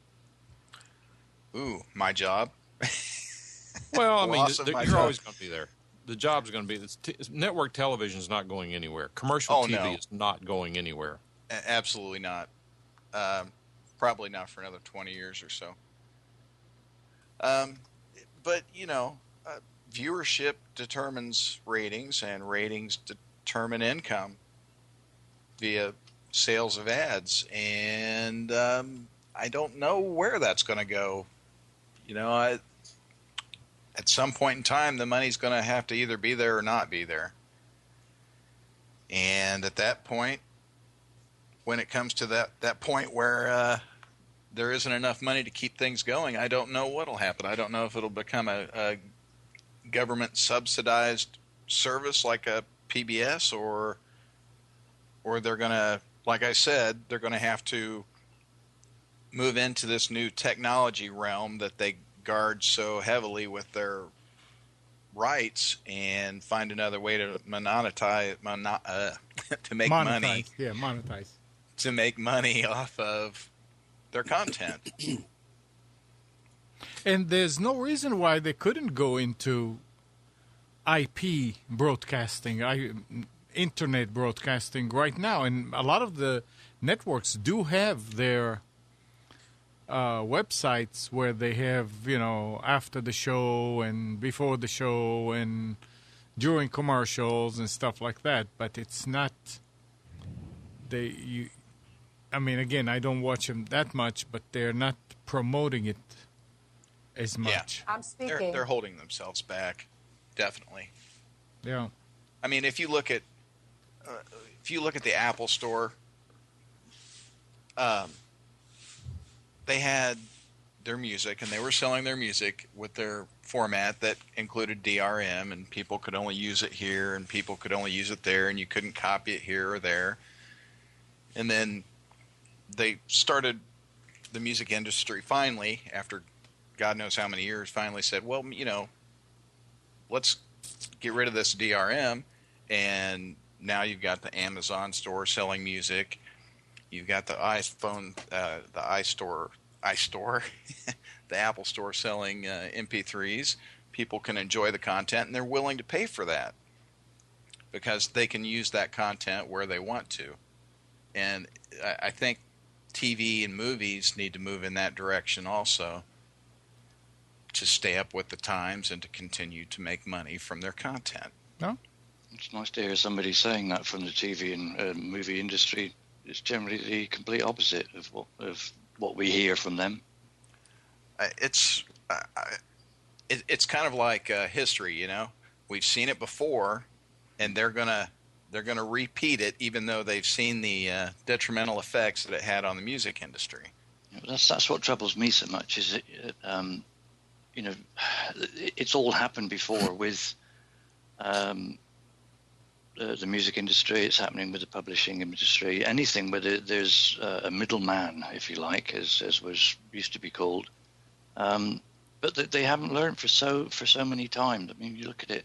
It's been over a decade that the music industry has been fighting, and they're still fighting, and they're chipping away at the basic human rights that the average citizen has, little bit by bit by bit. Of you can't do this, and you now must do it like that, and it really is terrible when you think about the things that they're chipping away and gradually getting through their lobbying, shall we say? We can't say bribery, can we? We say lobbying. I think they're the same. Yeah, I do as well. Not only just in America, but in the UK, all over the world. It's why don't you pay attention?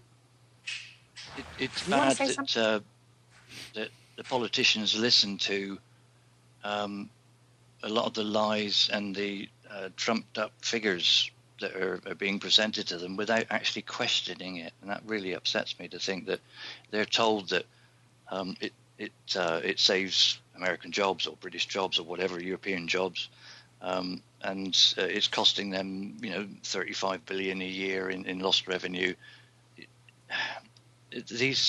The parliamentarians, certainly over here we had I can't think what the name was now, but there was a report done by Hargreaves report, who looked into a lot of the figures and the details being lumped into all of this from the media organizations, and found that it was very lacking in truth, shall we say.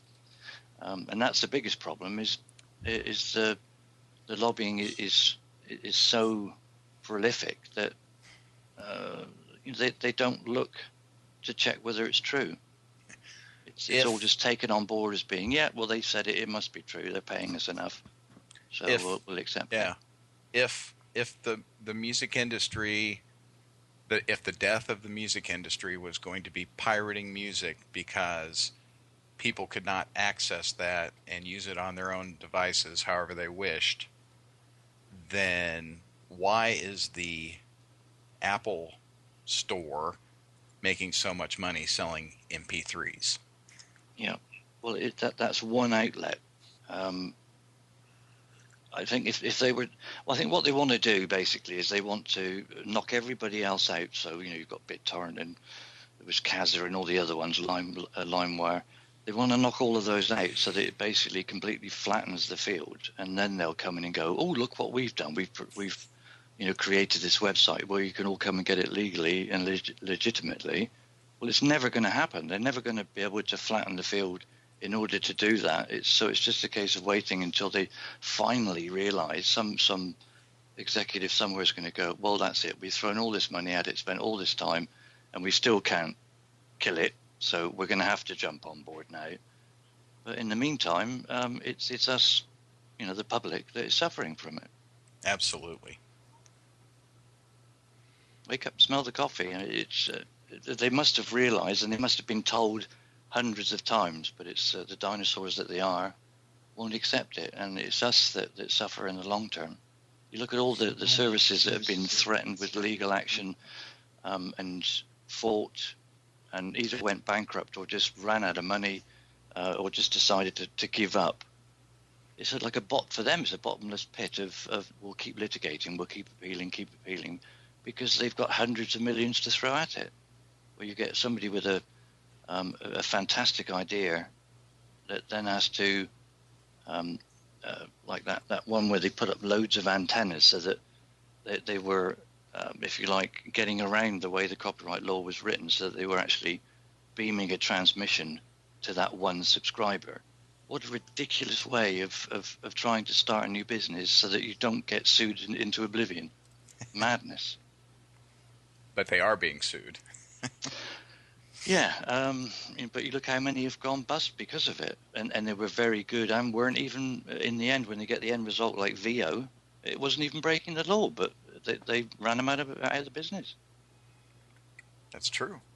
Shocking. Jim makes a comment in chat that's correct. He says it comes down to the cost of a product. When music was on CD, it cost $20 for the whole CD. You only like one song. It's not worth paying for a lot of people.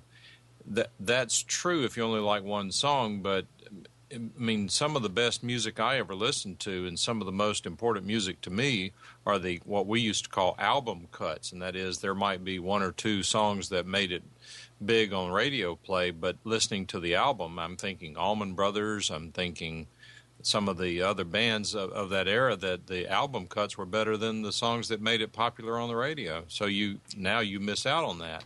My problem with the CDs is that I wasn't willing to pay $20 for a CD. In fact, now some of the CDs that I buy, they're like $12, $13, $14, and I'm happy to pay that. But $20 10 years ago for a CD, it's just getting out of hand, way out of hand.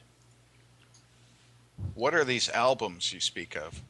There were these round things that had scratches all over them that made this real ticking and popping sound every time you tried to listen to a song. No, I think what you're referring to there, Mike, is vinyl, isn't it? Vinyl. Vinyl. That was it. Yeah. Oh, yeah, is that a type of MP3? It's an MP3 just like it, only different. Okay, thank you. I just wanted to confirm. Hey, I remember very high quality MP3 file. I remember the 78s. They were not vinyl. Yeah, but when they came out, Amnon, you thought it was a great thing. Yeah. The good thing with the 78 was if you took the rubber mat off the turntable and then turned it up on its side, it made a great fan in the summer.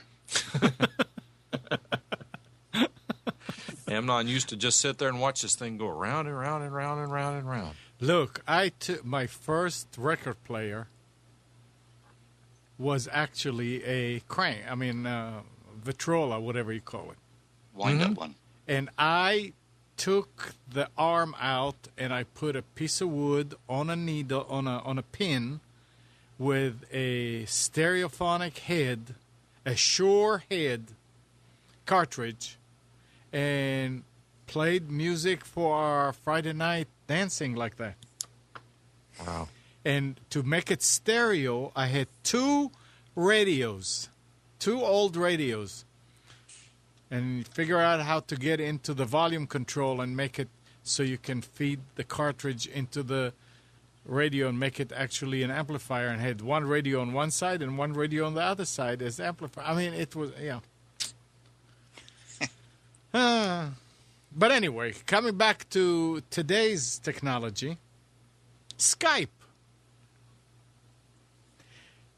This week, during the George Zimmerman's trial, an ex-professor of Zimmerman's was allowed to testify via Skype while on vacation.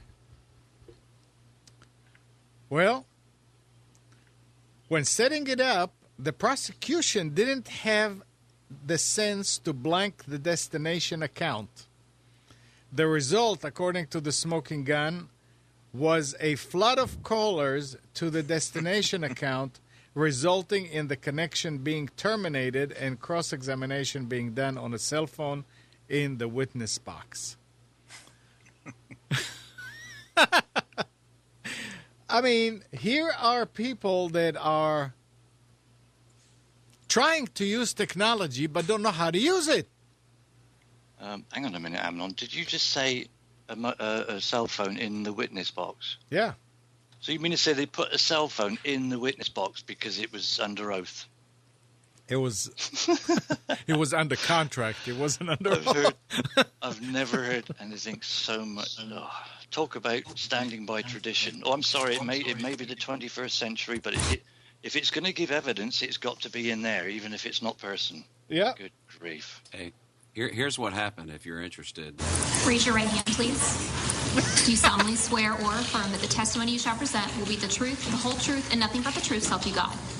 I do. Thank you. Professor Pleasance, would you go ahead and make sure you spell your last name for us, please? It's Pleasance, P-L-A-S-A-N-T-S. And I understand you are testifying remotely at the moment. Where are you at, sir? I'm in Delta, Colorado, the west side of Colorado, Delta County District Attorney's Office. Let me get that fixed. And Professor, can you still hear us okay? Yes. No, this is a distance learning course where we teach it online and requires activities by the student, and that's based on the coursework in the book. I'm sorry, would you go ahead and repeat that starting from the beginning? It gets worse. Yes, Jeez. Is it coming across? Go ahead. Okay. Could you repeat the question? Sure. Is this a in-room course, or is it a different type? No, this is a distance learning course where the students are online, and I facilitate the class, do the textbook. Anyway, there's other videos where, I mean, it just came one after the other, you know. Amazing. Yeah. I imagine the guy's probably for the rest of his life now, all he'll hear when he's trying to go to sleep is bloop, bloop. Bloop, bloop. Yeah, but what's so bizarre about it is when the guy was on TV, then the people who knew him were calling him to say, hey, did you know that you're on TV? Only thing that could have made that better is if they had the Skype on auto answer. Oh, jeez. But they could have turned off you can mute the audio so that you can't hear the ringing. They could have put it on Do Not Disturb and it wouldn't have rang at all. Really? Well, the guy has his Skype set up to accept calls from anybody. So what does that say about him? I mean, you know, you can get some pretty rank video calls coming in if you don't have your privacy settings set to only allow people in my contacts. At least somebody had the sense to change the ringing tone. Oh, well. How not to do it properly. Yeah. Is anyone else having problems with chat? What do you mean? What do you... My chat window's not populated. Did you sign in? He did. I did. Did you get out of the browser and come back? I tried a completely separate browser, actually. It will not allow you. You need to use a different name. Because you're still signed in. So use like Dave2 or something like that. You'd think I'd be smarter than that. No, here's another tip for Dave's computer tips. Well, it's Sunday. You're supposed to have a day off once a week, aren't you? Yes. That's your excuse, and you're sticking to it. I am, absolutely. Hey, guys, remember... Oh, go ahead. Well, I just wanted to take a minute, and I had this set up so I could show it. I want to thank Nick Craig for helping me to restore my Note 2. Yeah. We had an interesting thing where last week I was in Florida, and I was egging him on to go ahead and flash his Note 2 with a custom ROM, which he proceeded to do, had some problems and everything, and but was able to fight his way through it. So then I decided I was going to do it to mine, and I just hosed my phone. I mean, I could get calls, I could get text messages, but that's about it. And Nick very graciously on what was it, a couple days ago in the morning, came on and kind of handheld me through the whole issue of getting restored. So I'm glad to have my phone back to stock. Thank you, Nick, and I'm forever in your debt. Now, Bruce, what are you using to... Is that a screen share that you're doing right now? That's AirDroid. Let me see if I can make sure that it's showing. Yeah, this is just an image because the time didn't change. Well, let me bring it back, and because it is not just an image, as you can see. Let me drag that over there. So this is my Note 2, and this is it. Finally restored back to having Nova as my launcher, and so forth and so on. But Nick, this is your work, and I thank you for helping me to get back to normal. I think it was. I think it was my fault in the first place. So if you want to, a lot of people have done this without any problem and done it very successfully, but it just wasn't a pleasant experience for either one of us. I might add, you were able to get through yours, but I think one of the problems with mine is there was an AT&T update that I've not been able to install. I think it's obviously because I'm rooted and everything, and that may have. I'm thinking that may have caused the hang up here, but anyway, I'm glad to be back, and I'm just kind of. So I have two Galaxy Note 2 users here. You do. Well, let me ask some questions, if I may. You may. Shoot. Okay. I purchased one of these for my father, who is, we'll just say in his mid-70s. Mm-hmm. And the reason I did is because of the larger display. So is there any tips that you can give me that I can pass along to him that might make it easier for him to use, or anything that I've obviously missed with the Note 2 that could help him get around and use it a little bit more efficiently, let's say? Well, for starters, don't root it. Well, rooting is easy and not, there's not many problems that can be created by rooting. It's the flash, the custom ROM flash that ran into trouble. He's not. I don't think his dad is going to do that. Yeah, I'll just give my 2 bits, and Nick, you can chime in. The Note 2 is just a great device. I love it. I'll be flying today. I've got a little case that I can set it horizontally on my fold-down tray on the seat in front of me. I've got a Bluetooth keyboard I can pair to it and kind of get some work done while I'm on the plane. But obviously, the screen size is one of the reasons I got it. I had an iPhone and a Nexus 7 tablet, and I just discovered that I'm a one-device sort of a person. So the phablet, as some people refer to the Note 2, made a lot of sense for me because it was a compromise between the two.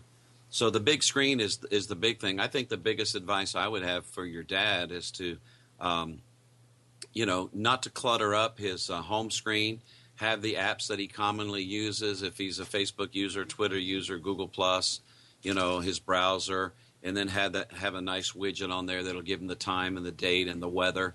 And then depending on, if he's got you, depending on how much family IT support you're willing to give, I would just keep it really simple with what he does on the lock screen, so he doesn't have to do a lot of swiping and stuff like that. I'm not sure if he would make use of the multi-window view. That's nice, where you can be showing two programs running side by side. I'm not sure if that would be important to him. What would you say, Nick? I think that's a good feature. The multi-window thing's very useful. It's an interesting experience, I'll just say that. He's never had a smartphone before, so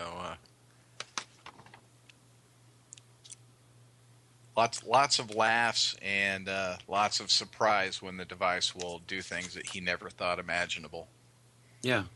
I think Twitter, if he follows you on Twitter, my favorite Twitter client is Plume. There's a great news app, news magazine app that comes with Google. It's called Current. Flipboard is a great app, just to kind of go through the news. And then, of course, if he's, I'm sure at that age he's still driving.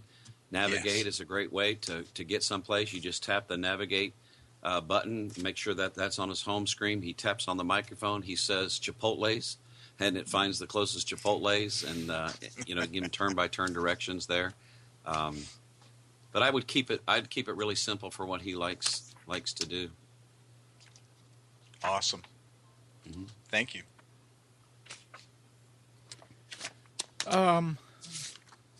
Remember some time ago we were talking about buying followers and buying tweets and all that? People do that? Yep. Well, guess what? Did you finally start buying them, Amnon? No.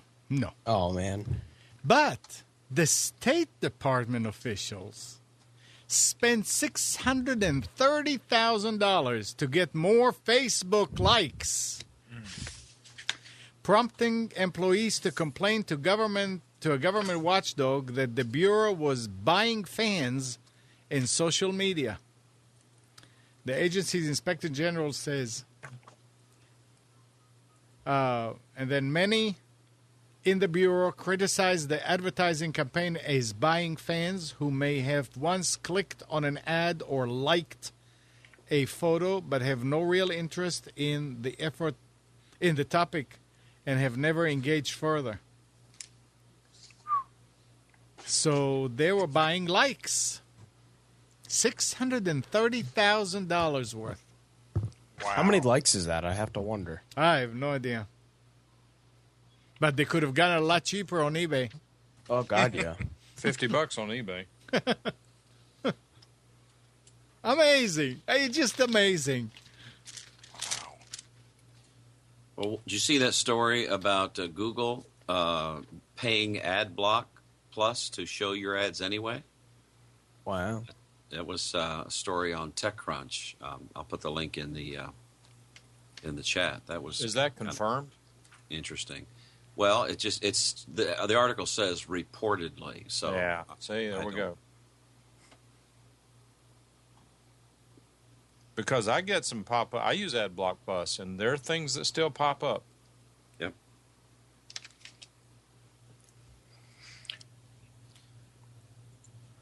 Anyone have any interest in discussing the underlying issue of paying for ads, or a website owner making money from ads, and the effect that AdBlock Plus may have on those sites?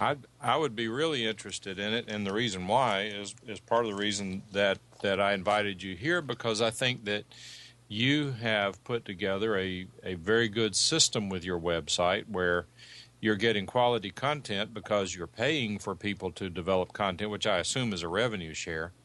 But you also have ways of monetizing your website. So having said that, I guess we're willing to hear whatever you're willing to tell.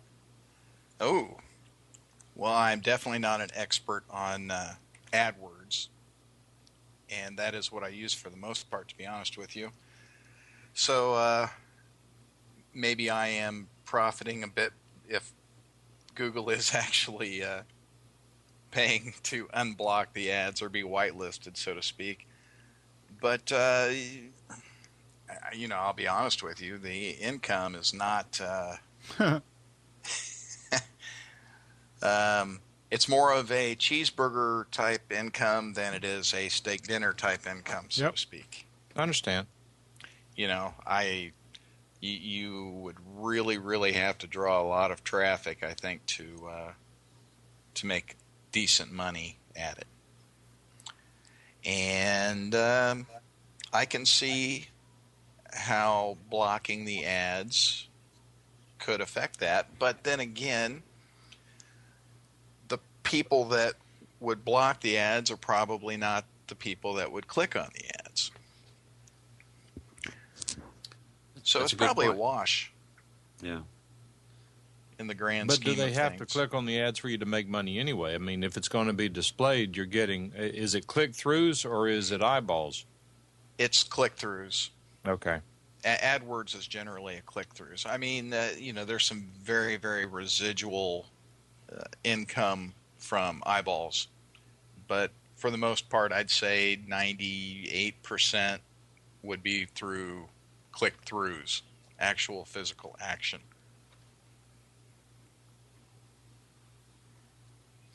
I wish it were eyeballs. Well, you may have a few more after this show. Well, I could only hope. Yeah. The more the merrier. Oh, absolutely. I mean, if we don't have eyeballs, then we feel like we're not helping people. That's true. That's true. I don't know. That's my take on it. But, like Nick, what is your take on it being a younger person? In terms of advertising? Yeah. I mean, you run your own site. Is that correct? Yeah. And do you have advertising on your site? No. No. I don't find any use of it. I think all it does is piss people off and turn them and force them not to come back. And it's not like you make any real good money off of it. So if all it does is just deter people, it feels like it's kind of useless. Okay, so you're an ad block user then? It depends. On certain sites I am, on certain sites I'm not. Okay. But yeah, for the most part, I use it. Good to know. But you're probably one that would not click on the ads either. No. Well, it depends on the ad. I mean, he spends a lot of money for someone his age because Nick works and develops apps and does things to help people. He does WordPress development. He has a pretty good little client base considering that he's in high school and being entrepreneurial in his approach. So he probably spends more money than the average 16-year-old does, assuming you don't have rich mommy and daddy who want you to have the latest i7 of the week. Well, I wish I would have known that a couple of weeks ago when I needed some PHP help. Well, you don't do PHP, do you, Nick? I do a little bit, not too much, but yeah. Now, Nick, do you have an Amazon affiliate account? I do, and that's the thing that I kind of push. Instead of pushing ads on my website, I kind of push Amazon affiliate because I think it's more reasonable for people to buy something off Amazon than click on my ad 400 times. Right, and they're not going to spend any more from it, any more for the particular item by going directly to Amazon as opposed to going to your affiliate link. Mm-mm. Yeah. Yeah. I have a bookmark on my toolbar for Amazon, which goes through Nick's. Yeah, and and it works. I mean, it's a good way of doing it. Hey, let me share with you an app. There's a guy in the chat, Uncle Guy. He's from Seattle. He's a web developer, has tons and tons of sites that he manages. But he shared with me a Chrome plugin extension that I've really am coming to like, and I'm just now getting used to it. It's called Mask Me.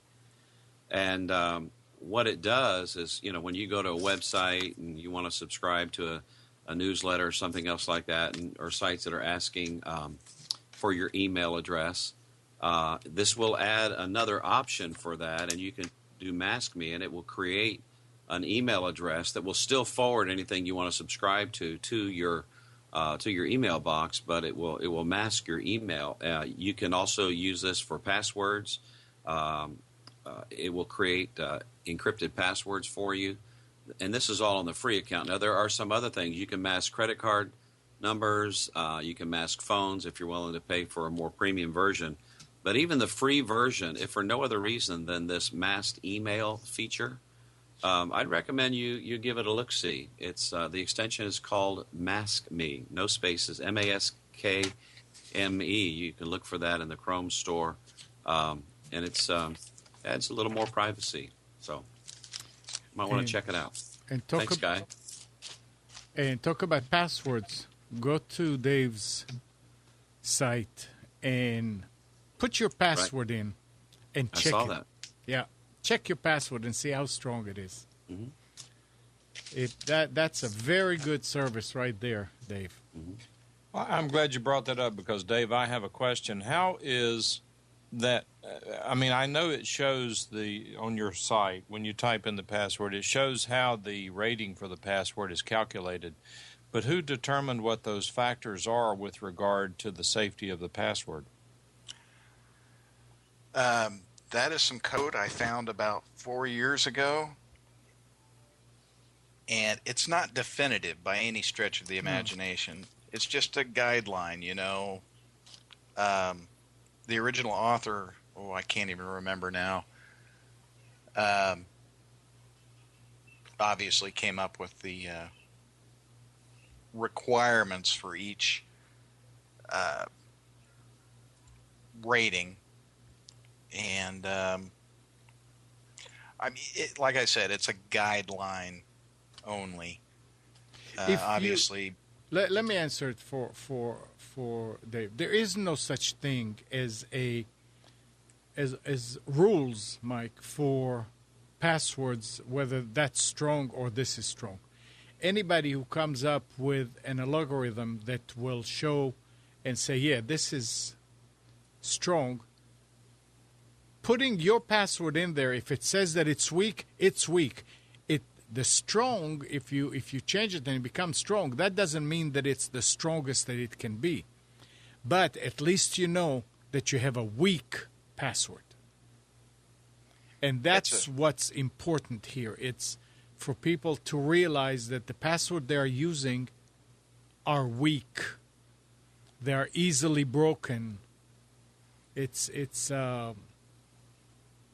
I wish there was something that you could build, but if there was such a set of rules for that kind of stuff, the crackers will download it and figure out and use it to break passwords. So you need to use your own way of doing it and just test this to see. And if it says strong, you're in good shape. That's a good way of explaining it. As good as you can be, let's put it this way. If you look at some of the ways that guys are using to crack passwords now, they're making billions of guesses right in such a short, insignificant time now that you can't use an algorithm to create or judge a password, really. Because once you do that, it's not any good anymore. Yeah, they're working a lot harder than we do on how to break those passwords. We may have a password and it's good and strong and everything, and we stay with it for a long time, while these guys are working at it day and night trying to figure out a way to break it. So, I can give you guys the super secret password that will never be broken. Password. How'd you know? Oh, I shouldn't have said that. So secret's out. With my dealings with people, it's amazing. Pretty humorous sometimes, the passwords that you'll find out that people are using. Damn, I'm gonna have to go to password 1 now. Oh, the secret is out. Well, be sure you write it down somewhere. Oh yeah, it's written down on a sticky note on the monitor. Oh. And actually, you should email it to yourself so the National Security Agency has a copy just in case. Uh-oh. Yeah. Dave, you're going to fit right in here. Did you see the news that the MasterCard and Visa are starting to cease taking payments for virtual private network providers now? Isn't it amazing? Really? What is that again? Explain that. You know, MasterCard and Visa stopped taking donations to WikiLeaks. They were recently ruled in the case that they took MasterCard and Visa to court in Iceland, and Iceland basically said that they broke the law in stopping taking payments from them. What's happening now is an awful lot of, say, BitTorrent sites, as well as loads of other sites that are absolutely 100% legitimate, provide VPN or virtual private network connections for people who want to do things, I wouldn't say in secret, but certainly do things that aren't being monitored. They want to be in private. Not just private, but protected. Nothing wrong with privacy, absolutely. Yeah, I mean, most banking systems use a VPN. So, you know, there's the legitimate uses far outweigh any illegitimate uses that you could perhaps deem. So, but yeah, MasterCard and Visa over here in Europe, certainly, there's one major supplier who supplies Visa and MasterCard's services called Payson, Payson, and they've been pressured by Visa and MasterCard to stop taking payments through their services for VPNs over here in Europe, and there's a huge outcry at the moment. Yeah. Wow. And I mean, this is just on the back of them getting this ruling from Iceland to say them stopping taking donations for WikiLeaks was illegal, and yet they're still carrying on with this. What kind of, what level of pressure and fingers in pies do the media corporations have? It's scary. Yep, this way they'll be able to get more information out of it to listen on it. You were going to say, Mike? I'm just sitting here thinking about credit cards. I think that they're the most evil thing in the world. We went over to North Raleigh yesterday. We went to look at some things, but I also, just out of curiosity, since I was over there, Amnon, you know where it is. I actually went by Tiger Direct and saw a really neat monitor stand I may buy if I can get it to fit. But I went next door over to beside Tiger Direct store is Sam Ash Music. Went in there and looked around at some recording equipment things, but also walked over to the guitar section, being a guitar owner, looking at some things. And there was a guy in there, really, really crackerjack guy. He's about our age, and he's a guitar salesman. And he started laying this big sales pitch on me, and he grabbed this guitar off the wall. So, this is one you really need to buy. This is great. I don't remember how much it was. It wasn't a very inexpensive instrument at all. So anyway, I figured something was up, and so I kept talking with him. And sometime during the conversation, he said, "Well, actually, this is my guitar." And he brought out this picture of all the guitars he owned and showed me what he had. He had quite a few like this one. Then he had a number of other ones and so forth. And I said, well, how'd you pick this one? He said, man, I got to raise cash in a hurry. He said, I've got a great big credit card payment coming due, and this I figured would be the fastest selling guitar. And I'm sitting here saying to myself, this credit card, you did it. I'm not blaming the credit card. Right. You did it, but you're just sitting here spinning yourself into slavery. Yeah. If you can't afford it, don't buy it. So you used that opportunity to offer him half, right? Well, Dave, you say that kind of being funny, and I get it. But and this is your first exposure to us, and being older and so forth. I think we view things a little differently. I don't mind getting a deal, and if I thought he had it priced too high, heck yeah, I would offer him less money for it. But we go to websites here, and when it says make a donation to try to help, we try to do that whenever there's free software. That, by the way, if you like, you can get a license, and we'd appreciate it. We try to buy the license. We try to support other people. One of my favorite services for audio broadcasting is a site called Mixlr, MIXLR.com. They provide free 96K bandwidth audio streaming, absolutely free. They also have 128K streaming for about $8 a month, and I subscribe to it, and right now I'm not even using it because if we don't support these services, they go away. There have been so many of these services that have evaporated because they can't get the customer support. So I guess what I'm saying is that I don't want to take advantage of anybody. I want to get a good deal like the next guy. But, no, I'm not trying to clean this clock. I didn't like the guitar anyway, so that sort of solved the problem for me. Well, did you pay to enroll him in the Dave Ramsey course, Financial Peace University?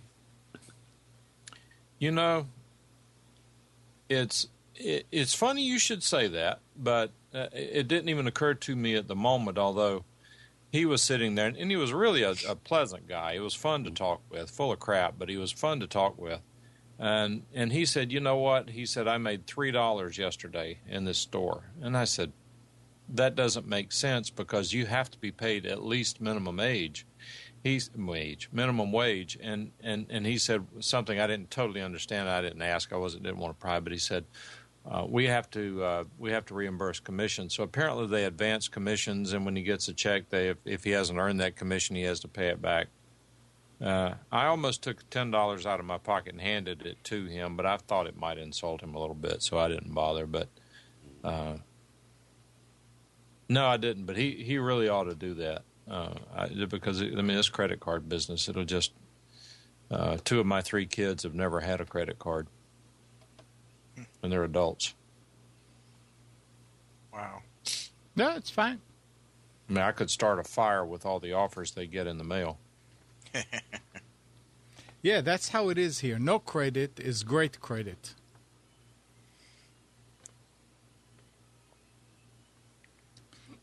Larry said he can't call in. Can you tell us why, Larry? You can use Skype or you can use telephone. Yeah, this could be Larry that we met a good while back. Oh yeah. Yeah, I know why. Yeah, that's right. Okay. So, Larry, if you had a question, if you can type it into chat, we'll certainly be glad to try to answer it for you. Right.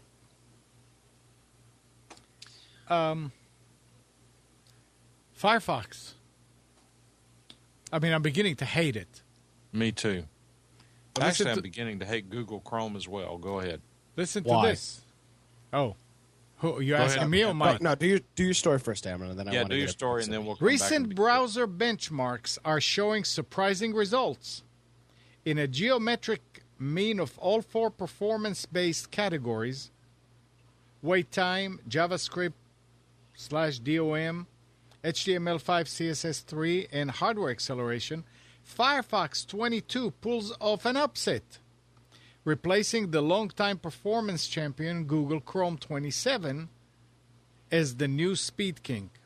Other browsers benchmarked were IE 10, Opera 12, and Opera Next. With these results and Firefox developers focusing on fixing the UI sluggishness, can this be the start of a Firefox comeback after years of slow market share decline?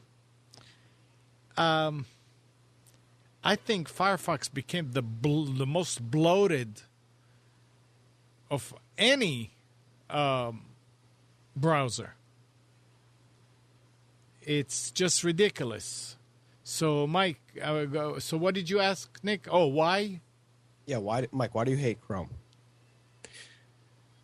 It crashes all the time. It starts getting really, really sluggish. and I have to close it and give it about a minute to fully close in the background.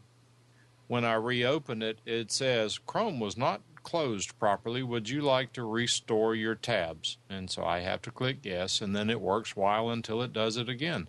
I thought I had found the problem that if you go to Chrome://plugins, I think it is, there is actually, what happens is that the Flash plugin, Flash is built into Chrome, but it will also install the external plugin. What I discovered is that Chrome can have two instances of Flash plugin running at the same time, and they sometimes conflict with each other. And what this link that I don't know if it was on your site, Dave, but there's the sites recommended that you disable the internal one because the external one is typically more up to date than the internal one, although they are pretty closely in sync. So it's just really aggravating that because I do keep a lot of tabs open, and I don't think Google Chrome manages tabs as well as some of the other programs do. Well, that's because it's optimized for speed. So let's see, how do I want to word this? It's the fastest browser, like Amnon said, because it's using so many resources. So when I get the same issue you have, Mike. I'll be watching a YouTube video, and Chrome will come to a halt, and I have to go into the task manager and end the process tree, and then it tells me that it crashed. And I think that's because it's using so much of the resources that I just think sometimes it spins out of control. I think it's got too much power. Let's see how many. Uncle Guy was asking how many add-ons I have. AdBlock Plus, Autocomplete, Bitly, Blank New Tab, Classic Pop-Up Blocker, Evernote, Web Clipper. Let's see, Google Shortener, Image Properties Context Menu, Print Friendly in PDF, Stop Autoplay for YouTube. Here's one I don't even know what it is. Stylish. Tabs Outliner. It's disabled. Tabs to the front, and TweetDeck. Most of these, 2/3 of these, are do not consume very many resources at all. For example, the Blank New Tab.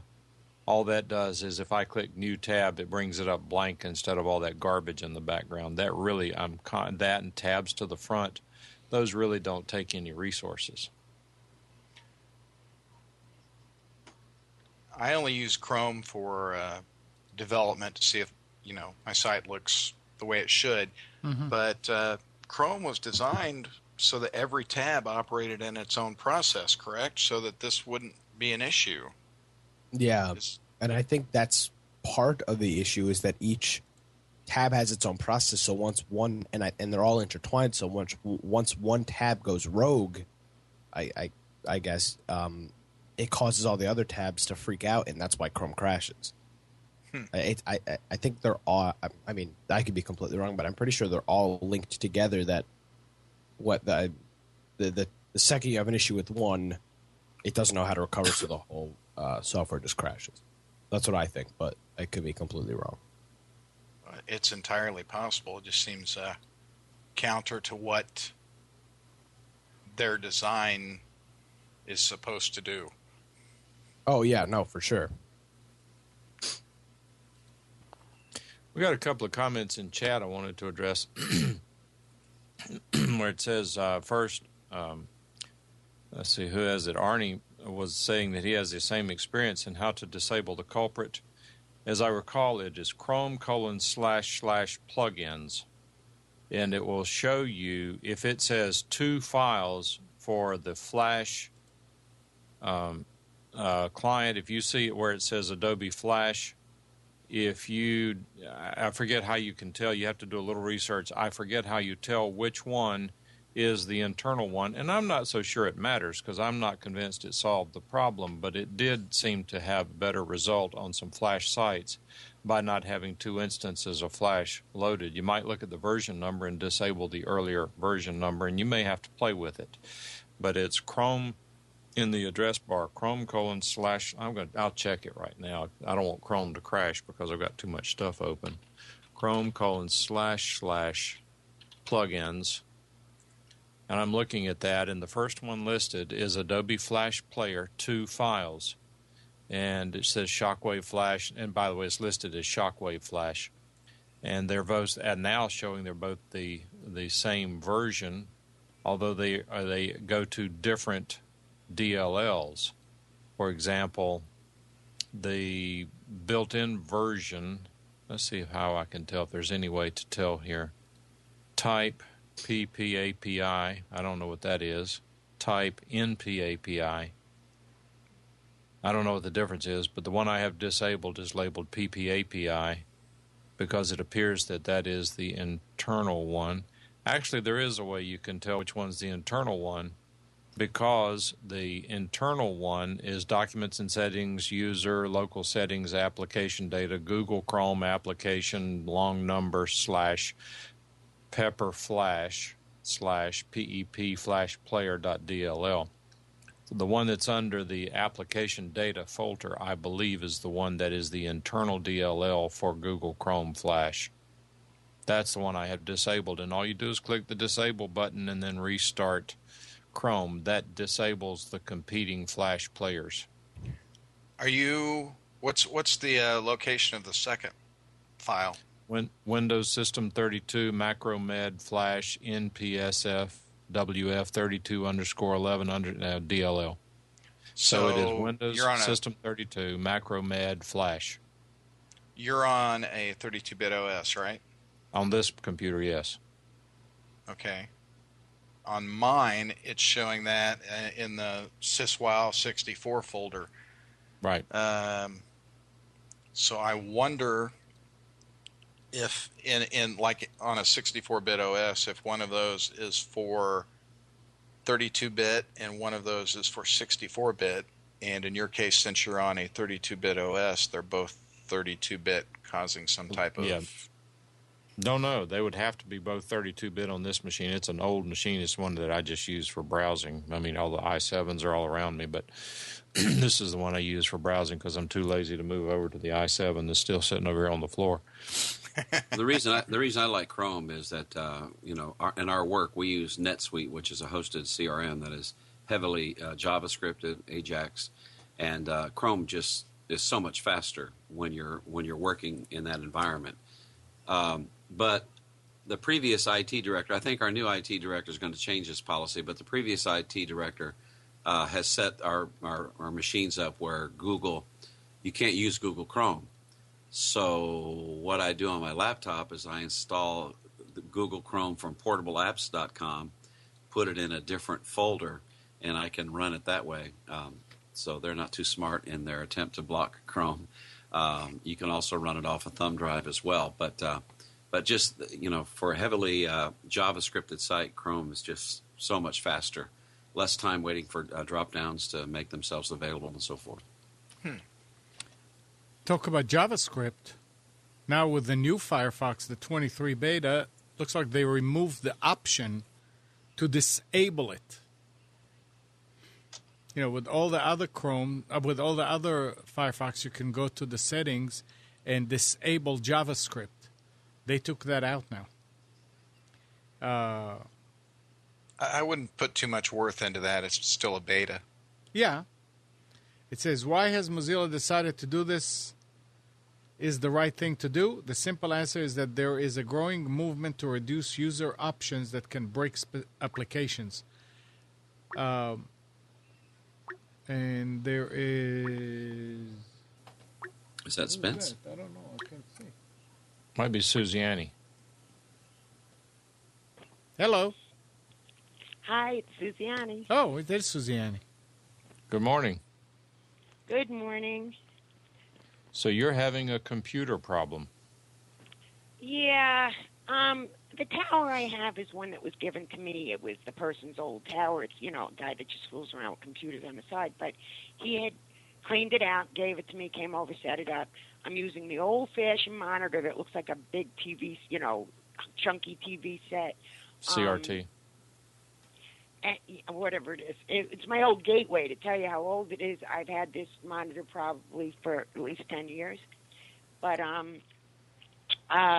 And I'm not a geek. I have no idea what the heck I'm doing. I used to be a lot better when I had a computer, and then for 7 years I didn't have one, and now things have changed. And that's the reason I didn't replace my computer when it fried 7 years ago, is because the technology had changed. I didn't know what I needed to look for in buying one. I had no way of buying one because everyone's like, order one over the internet. I'm like, how do you do that when you don't have a computer? And so I really don't know where to go from here, but I need at this point to have I need a computer I can depend on, and I can't depend on this one. It shuts down about 3-4 times a day. Yeah, it's old. Yeah, and is that what the problem is? I mean, probably not. Yeah, it's not like you wear it out. Right. Well, the thing is, it's like a human being. The older you get, the more times you want to shut down during the day.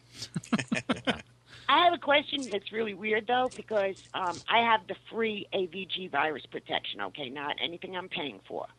And back when I had my old system, I forgot who's the popular virus protection I always had on my computer. But it only in the last month has this started shutting down on me, okay, slowed down and just shuts out. And in the middle of something, everything will just go, and then I have to unplug the whole computer, wait, and then plug it in and start all over again. And sometimes it happens at the most inopportune moment. But the message is that the it's the OX, and then it says it's dumping. And then that's it. The screen does nothing else. You have to shut down the whole computer. You have no mouse. You have no cursor. And so the thing of it is, it coincided when AVG would run the virus protection and scan my computer, and then they would say to me, they'd fix everything, you know how that works.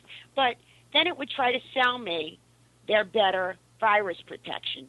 And it just seems to me, because I know when you have virus protection, they have access to your whole, operating system. I don't even know the terminology. But it seems to me that I didn't have problems until they started offering, telling me that I should buy their better protection. And I was like, can AVG or somebody like that actually artificially make your computer start shutting down to convince you to buy virus protection?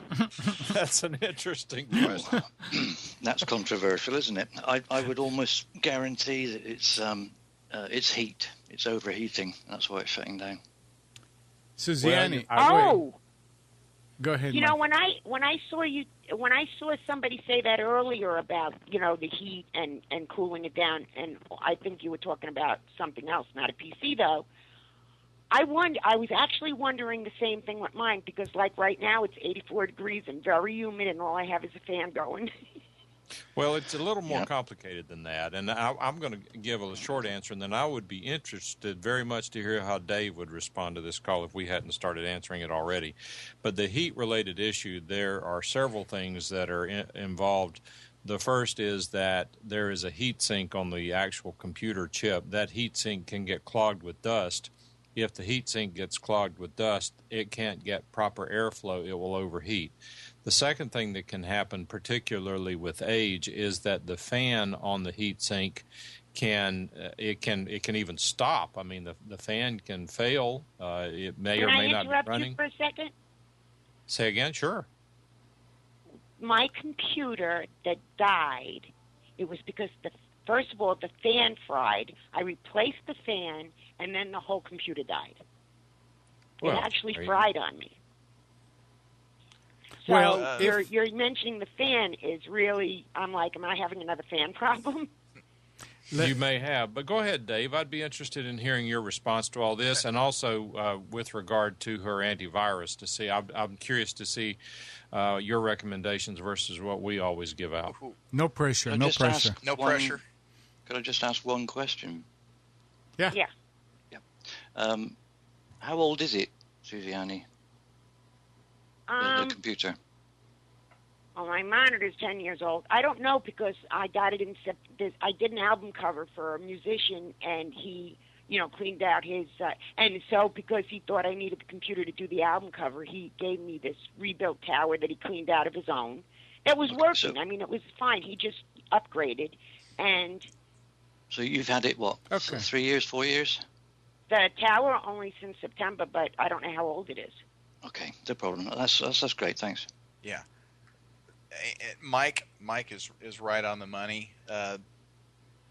You've got fans or fan inside of your computer, and they're there to cool things, and they cool things obviously by moving air that is from outside through the box and through heat sinks.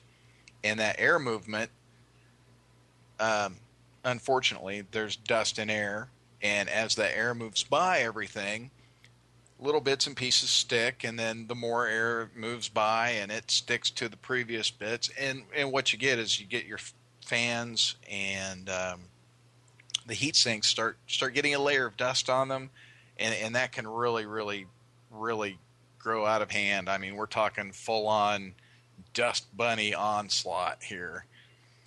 So the first thing I'd probably do is take that computer and unplug it and pop one of the sides off, and very delicately, like if you've got a vacuum cleaner or preferably a can of compressed air, you can kind of blow it out without touching anything. But do it on like a table. Don't do it on your carpet, so you're generating a lot of static electricity. Or outside, yes. Yeah, I don't have any carpet, so that's not a problem. Well, if it hasn't been opened in a while, you're going to create a dust storm that you didn't believe was ever possible. You want to know something? I do believe it. I wash my floors. I have wood floors. I wash my floors every single day, okay? Because I do have a dust problem in this house because my windows are always open. And in the winter, I have a problem for the opposite reason. But the thing of it is that when I had my old computer, now we're talking back in like 2006, 2007, before it died, I used to open it up and get the dust out. But when I got this one, what I did to hopefully alleviate having that problem was my tower I have sitting up about 2 foot off the ground on a bench so that it's not at floor level where I'm washing the floors and dust is generating. So, you know, as you're saying it, I'm like, I used to do that. I was just going to say to you, would it help to open it up and clean it out? Yes. That would be the first thing that you could do to troubleshoot that problem. So if I see dust in there, then dust is the problem. Well, no. I'm glad you asked the question because the answer is no. If your problem is not heat related, then blowing the dust out of it is not going to solve the problem.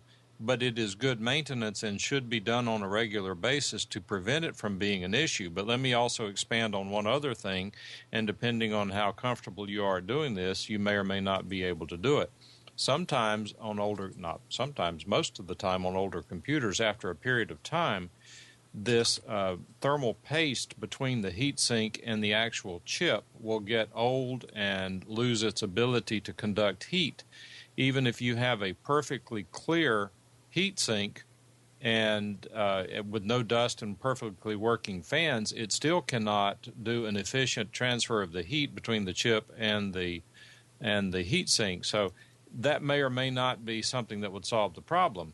Now, having said that, again, with this being an older computer, I'm also a little suspect that you could have one or two other problems. One is you very well could have a failing hard drive, and that is there may be some bad sectors on the hard drive, particularly if those sectors are in the operating system portion of the drive.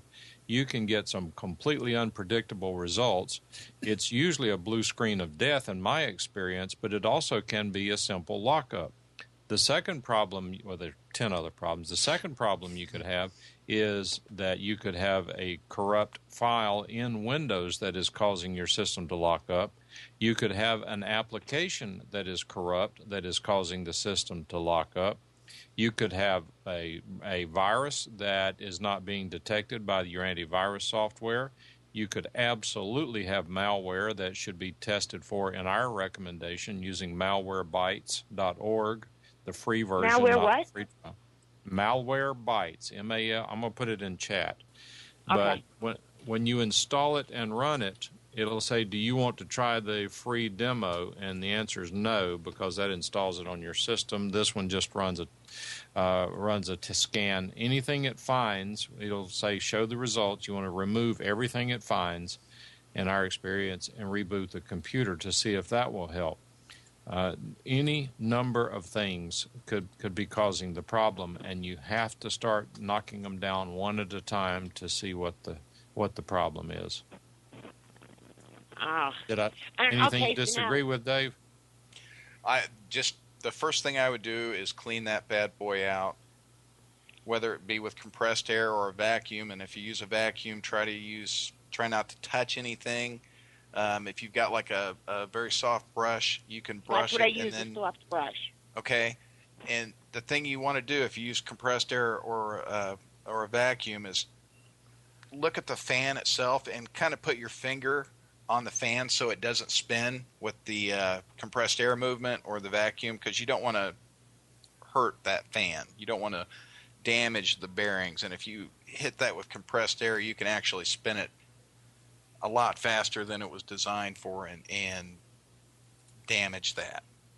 So that's the first thing I could do. And the heat, back to Mike, the heat, once that dust starts building up, that heat can contribute greatly to hard drive damage and the actual baking of that thermal paste between the CPU and the heat sink.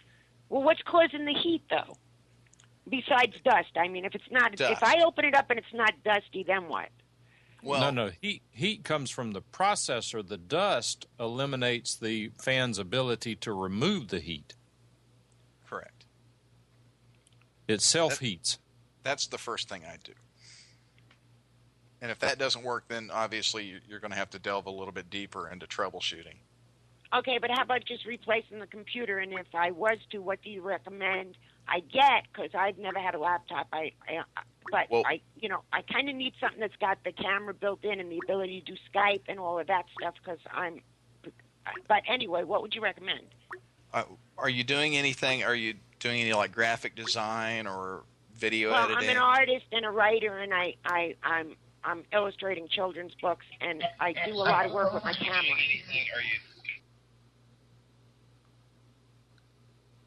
Go ahead, Dave.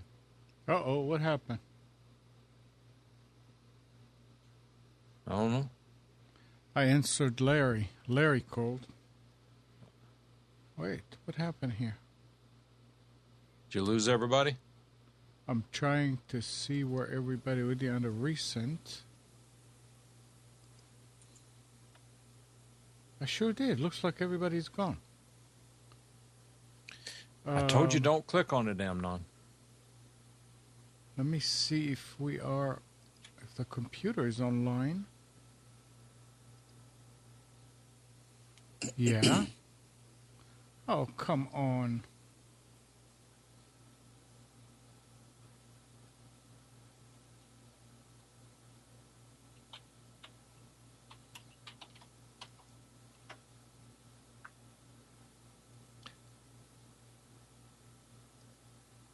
Well, I don't see. Okay, there's Dave. Sorry, Dave. Yeah, the mysterious. Yeah, let's see where I don't. Skype drop. So, Zanny, dial back in if you would, please.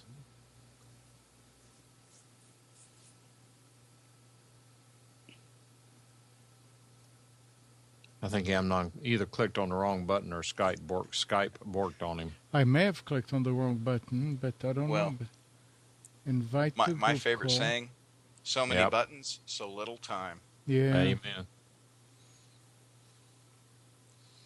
I can't believe Mike used the term borked. What's wrong with bork? Okay, there she is. Yeah, there I am. Sorry about that. I didn't know if it was my end or your end. I'm on a princess phone, the old kind with the cords and everything. Oh, that's good. We like those. By the way, where are you calling from? Between Niagara Falls and Buffalo, New York. New York. Oh, I'm in New York. Never would have guessed. I'm from Long Island. That's the accent. Yep. Long Island? The Bronx. Yeah, but I moved away from there 41 years ago. I just can't get rid of the accent. Yeah.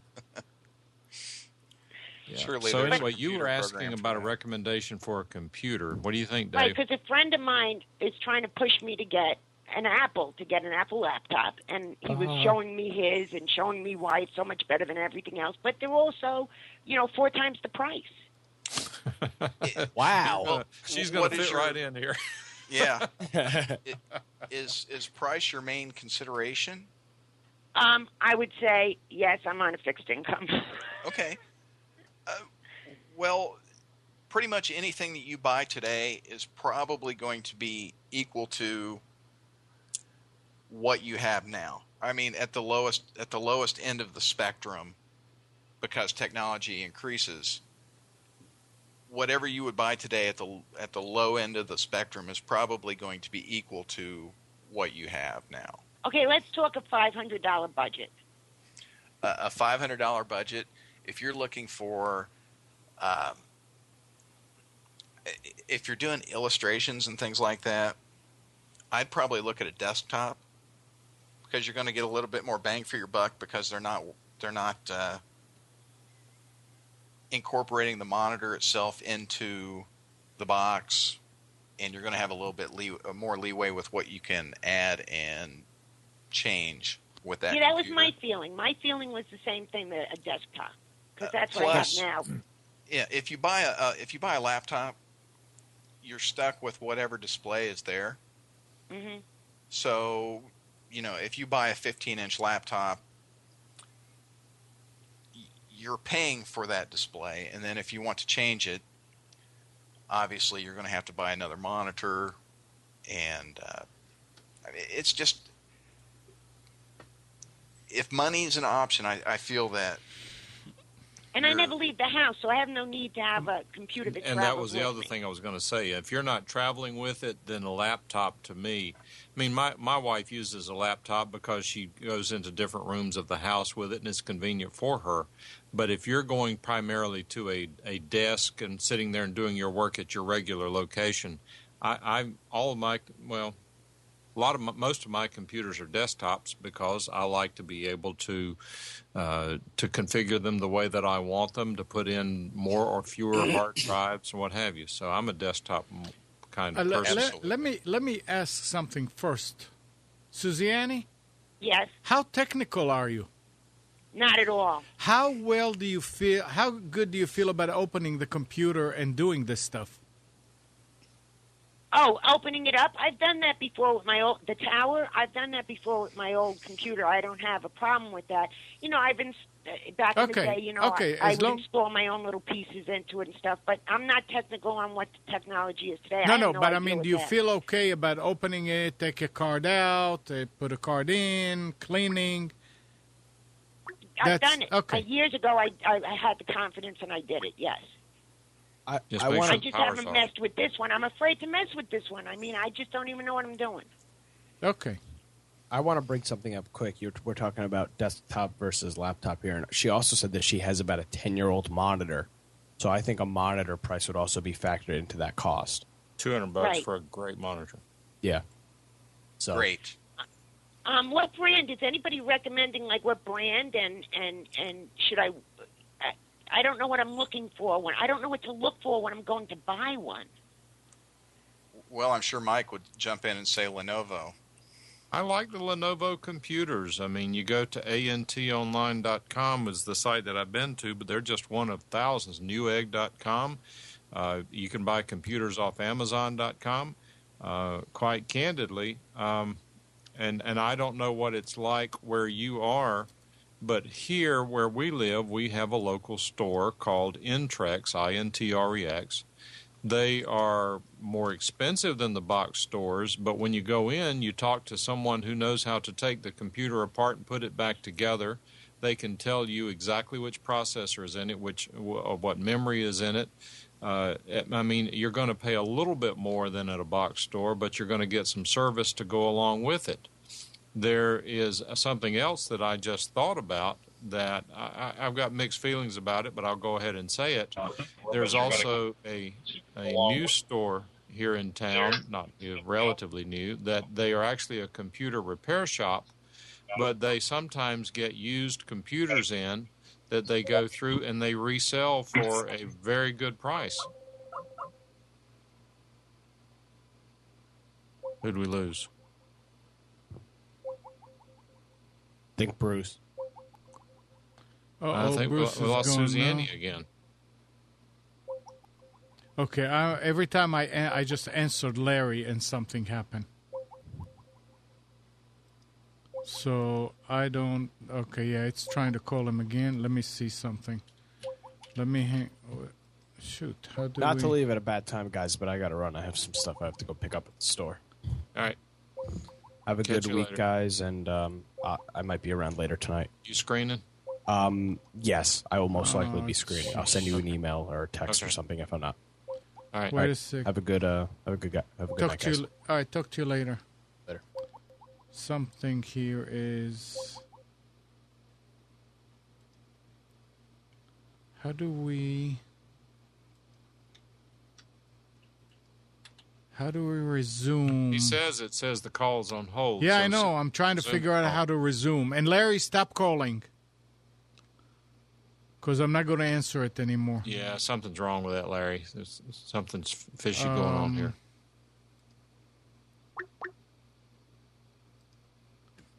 Now I've got all kind of groups in there. Hey, Dave. Hey. Suziani, you can feel free to call back.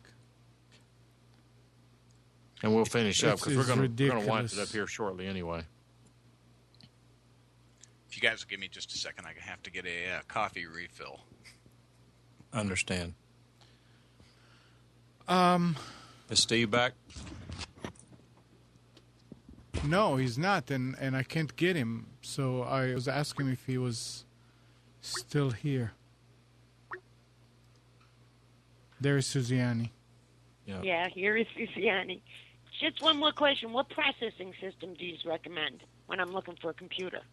Well, the system, it really comes down to you have to decide which, I think, the first decision you make is which processor. At this point in time, the Cadillac was it's probably the Intel i7. But in your case, the i5 may be just fine, and you might be able to save a little bit of money. I paid when I bought the last i7. I found a really good deal on it, and it was $640. That did not include the monitor. It does include the mouse and the keyboard. It only came with 4 gig of memory. I ultimately added 12 more gig to it for no reason than because I could. So you start with the processor. An i5, i7 processor should be fine. Then you have to determine how much memory's in it. 2 gig is not enough for what you're doing. I think you need at least 4. 8 would be better, which, it adds to the cost, but that's kind of the way the cookie crumbles. The problem that I struggle with right now, and we were talking with Dave at the very beginning of the show, the problem is that if you go out to a box store to buy a computer, and you can buy Lenovo computers at box stores, and I'm not saying don't do it, but what you're going to run into is that they're going to have Windows 8 on them. And if you're kind of set in your ways about the way you use your computer, you're going to find Windows 8 to be very different and to have somewhat of a learning curve with it. Having said that, if you were to go to one of the local small computer shops and search around with someone within 5 miles of your house who actually builds computers, do some homework, find out how much they want for a particular configuration, have them write it down, learn what it is they're selling you, then look around and see if they're taking advantage of you or giving you a really good deal. Because, and the reason I say this is that a lot of the computer builders still can get Windows 7 and would install it for you until Windows 8.1 is released and we've evaluated. I tell you, I would prefer Windows 7. That was my next question about, not everybody likes Windows 8. I don't. Okay. And I deal with it every week. I have to log into, we do a radio show, and I log into the host's computer to configure it. And when I logged in a week ago, all the icons on the desktop were gone. Which is not good when you're trying to get on the air. And luckily I did a very quick Google search and found that there was actually a setting that says show icons on desktop. Somehow that had become unchecked. And when I did that, it was there. There are some of the things I don't like about it, such as Skype running 24/7 in the background using resources, even if you don't use it and all. But I would suggest that course of action. Look around in your neighborhood to find out a local computer store. There are two within half a mile from my home, either of which I would trust to build a computer. One is more expensive than the other, but not by a whole lot. Brent is suggesting that you check out the Dell Inspiron 660, which will still get you a Windows 7 64-bit, which you definitely want 64-bit. And that's what I'd recommend at this point. And do you recommend the Dell then? You think that I saw that Brent posted that. What do you think of that? I don't like Dell anymore at all, mainly because the tech support is out of India. Oh, yeah, right. That's just personal preference. I just don't do it. I'd rather pay a little bit more. Now, I like Dell computers. I think Dell computers in and of themselves are fine, but I don't like the computer part. Now, in the support part, if you can't find anything local and you can't get your hands on a Windows 7, all else fails, then I would suggest maybe that you take a look at the Dell, because they're not totally on my bad list because they're good computers, but you, by your own admission, are not a real techie, and you may require some support. And I'm not a big fan of their support. I would suggest, and again, I have nothing other than respect for Lenovo because I like some of the way some things have worked out. But if you were to buy a new Lenovo computer that check to see what the warranty is on it, has 3-year support on it, and I like that. I mean, I like that you can call somebody and get help on it if you even need it. Now, there's some things I don't like about Lenovo computers, and one is that they have a proprietary power supply connector on it. But with time, I think maybe that'll be resolved as well. I don't know if you knew that, Dave. Did you know that the Lenovo's have a proprietary power supply connector on it? I did not. So that doesn't make me happy, because to get a really updated, beefy power supply for the computer, you're limited to what they offer. And I don't know if anyone yet has come up with an adapter cable. I haven't seen one. And if I got stuck, I'd make one, but that's a frustrating part about it.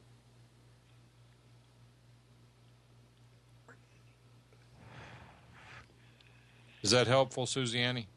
Oh, God, you guys are so helpful. I mean, this is the first day I tuned into the show. I know I'm not from other shows, so I just wanted to tune in, and I do need computer help. So I think I'm going to listen every Sunday, but I'm going to look around, and then maybe I'll call you guys back before I buy anything.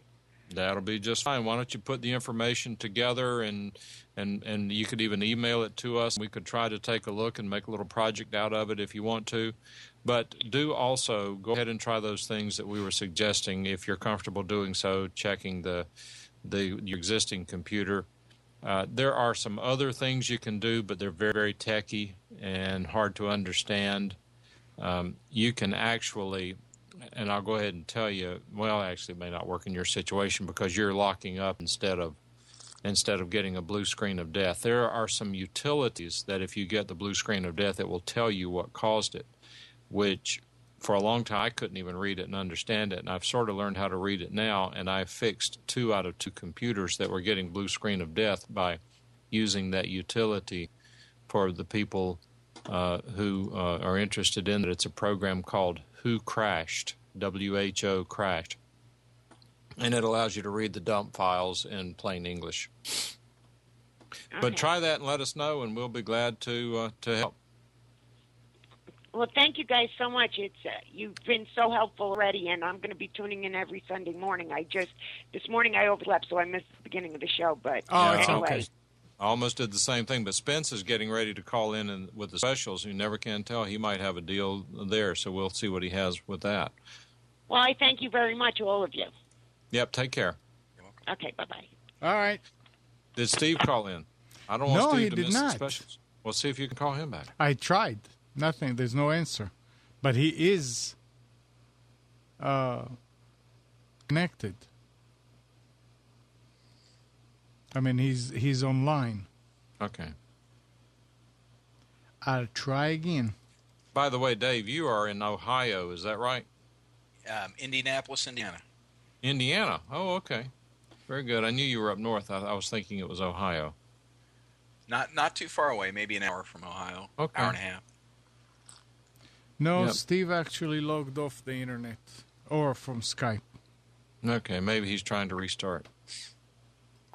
There's Spence. Good afternoon. How's it going? Try turning it off. Can you hear me okay? We can. Oh, good. I'm using my Plantronics headset off my iPad in a subway that has free Wi-Fi here. So In the subway or in a... No, in a subway. Okay. Eating a sandwich. Okay. So is he taking orders? Yes. Yeah, we already ordered. We're already eating. Ah. So yeah, it's very hot out I mean here a today. Subway restaurant. I thought you were down near the train. Well, it was. You could go down there, but it would be much hotter than the street unless we actually got on the subway. So what's up? So we got our tickets to a show, and now we're having lunch, waiting for the matinee. And, Who do I hang hear out. the echo from, or lady? It's Pam talking. Oh. Very loud. She's on the phone with somebody else. Is it interfering? No, it's okay. Go for it. Okay. All right, so I do have some specials from 3 retailers, and actually Staples is the hero of the day with the lots of good stuff on sale. Ready to start? Go for it. Okay, cool. All right, starting out, they have a couple of different versions of Chromebooks on sale with solid-state drives. One is an 11.6-inch Samsung for $249, and they got an HP 14-inch for $299. Now, they don't give a lot, because I did this last night, I didn't get to see the actual ad details in some cases because I was looking at a preview, but these are decent-looking machines. They've got an Acer 11.6-inch touchscreen laptop, Windows 8, with an AMD A4 processor, 4 gig of memory, 500 hard drive for $399. That's $80 off the regular price. They've got an 8.1-inch Acer Iconia W3 touchscreen tablet. This is a 32 gig with 32 gig. It's got 8-hour battery. It comes preloaded with Office, Home, and Student Edition, and it's only $349. So they advertise as this being the first 8.1-inch Windows 8 tablet. So $349, $30 off the regular price. They've got a Nexus 7 tablet, Android tablet, 32 gig of memory for $199. That's $50 off. Ooh. They've got a Brother wireless Dupex laser printer for $109, $40 off the regular price. Now, this is not the best price. There's another retailer I mentioned later that actually has this printer for $10 less than $99. They've got a Brother multifunction printer, scanner, fax, copier, laser printer with networking. Not wireless, wired networking for $149, save $50. They've got Brother inkjet wireless printer, scanner, fax, copier for $59. That's $40 off the regular price.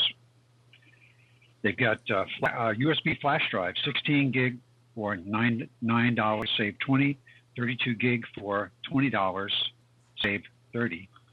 They've got a Western Digital portable USB 3.0 drive for 1 terabyte for $69.99, save $20. They've got a 2 terabyte version of this portable drive for $129.99, save $20. We've got a Seagate Backup Plus USB hard drive. This is the desktop drive, 2 terabytes for $99.99, save $10. A 3 terabyte version for $119.99, save $10. They have a 4 terabyte version for $169.99, save $10. They've got a 7-inch Samsung Galaxy Tab 2 tablet for $169, save $30. That's an 8 gig tablet. They've got a 21.5-inch AOC LED monitor for $109.99, save $40. We've got 2 different APC battery backup units on sale. And these are not the largest. One's a 600 VA, it's $59.99, save $20. One's a 700 VA for $79.99, save $20. They've got a Western Digital network drive, 2 terabytes for $129. Can you believe that? A network drive, 2 terabytes for $129.99, $20 off. They've got the 3 terabyte version for $149. $30 off. They've got interesting. Staples is the first retailer I've seen them advertise this. They say IP telephony phones and adapters on sale. They've got the Net Talk Duo Wi-Fi with 12 months of service for $44.99, save $20. I know there's some people out there that are fans of Net Talk. So this is the TA, the terminal adapter for voice over IP. They've got UMA Tello, which is the basic UMA device, $119. I paid $160 for it when I bought it back 5 months ago. That saved $30. They've got the UMA Office version, which is a multi-line adapter. That's for $199. I'm not sure how many lines they say when they say multi-line, but $199.99. That's $50 off. They also have interesting RCA voice over IP multi-line phone system, which is a multi-line phone, like desk phone that's got multiple lines, $89.99, save $30, and that's $24.95 per line per month for business service. And they also have a RCA voice over IP multi-line wireless cordless phone, which is expandable to multiple handsets for $109.99, save $30. It's the same $24.95 per month per line. And all of that is at Staples. At Office Depot, they've got a 15.6-inch Toshiba AMD E1 laptop, $279. That's $130 off. You got an Acer 23-inch LED monitor for $139.99, save $30. You've got an HP Pavilion 500 desktop, AMD A8 quad-core processor, 8 gig of memory, 1 terabyte hard drive, $479, and that's $70 off the regular price. Bear with me a second while I take a drink here. They've got a 15.6-inch Acer touchscreen laptop. This is 6 gig of memory, 500 gig hard drive. Finally, the prices are getting reasonable, $499. That's $150 off, and it comes with a backlit keyboard. So this is a nicely equipped machine. They've got an HP 15.6 Core i3 laptop, $379.99. That's $200 off the regular price. They've got an HP Pro Wireless. Oh, what's this? I can't read my own handwriting here. HP Pro Wireless printer with duplex two-sided printing and a 250 sheet tray for $99, save $50. Got an HP printer, scanner, copier, PhotoSmart inkjet printer with two-sided printing for $99, save $30. The difference between the two is that one has a sheet feeder and the other does not. Brother Mono laser printer. This is the basic USB connected printer, $69.99, save $50.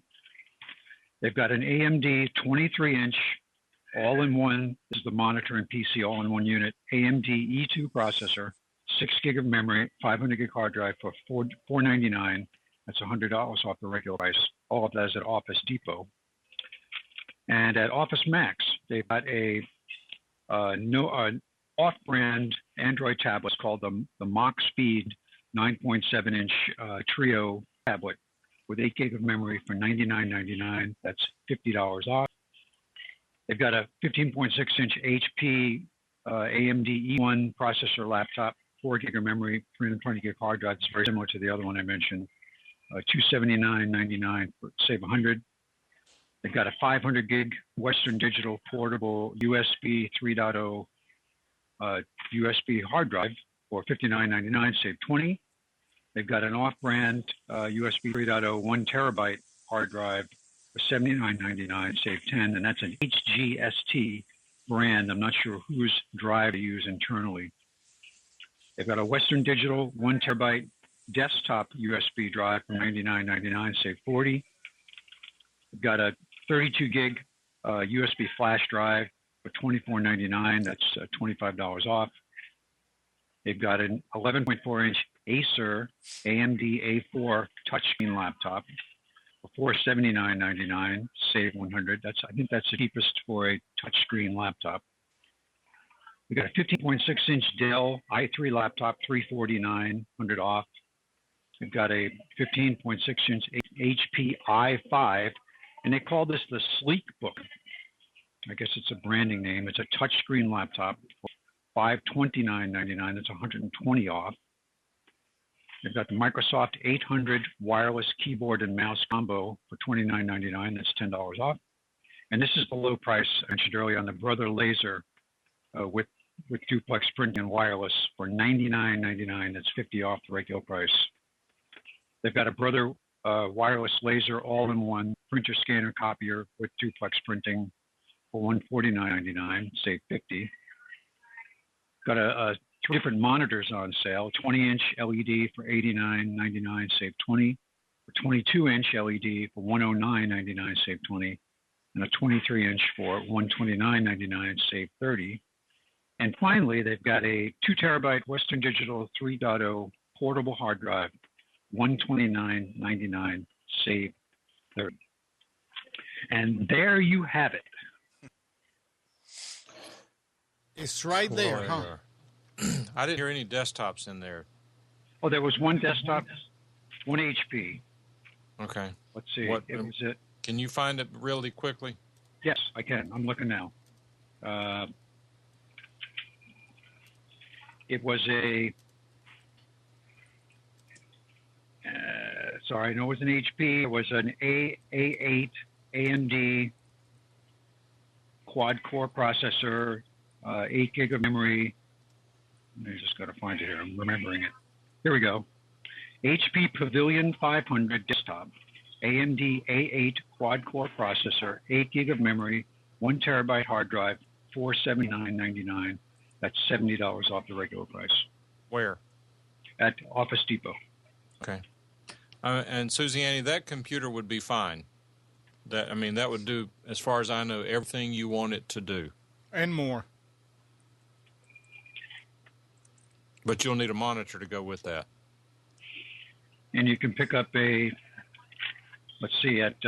Office Max, they've got a 22-inch LED monitor for $109.99. Right. Good price. But I go back to what I originally said. Study that one. Learn what the different things mean. Get familiar with it. Then do a little more research locally, because the box stores are box stores. You go in to ask a question. You get an answer maybe. You come back next week. That person's not there anymore. Another person's there. Check your local computer store and see if there is an option there that you might pay $50 more for the same thing. Just do the research and make sure, because if you're like me, and I suspect you are, you don't change computers all the time. You want to buy one and use it until you get your money's worth out of it.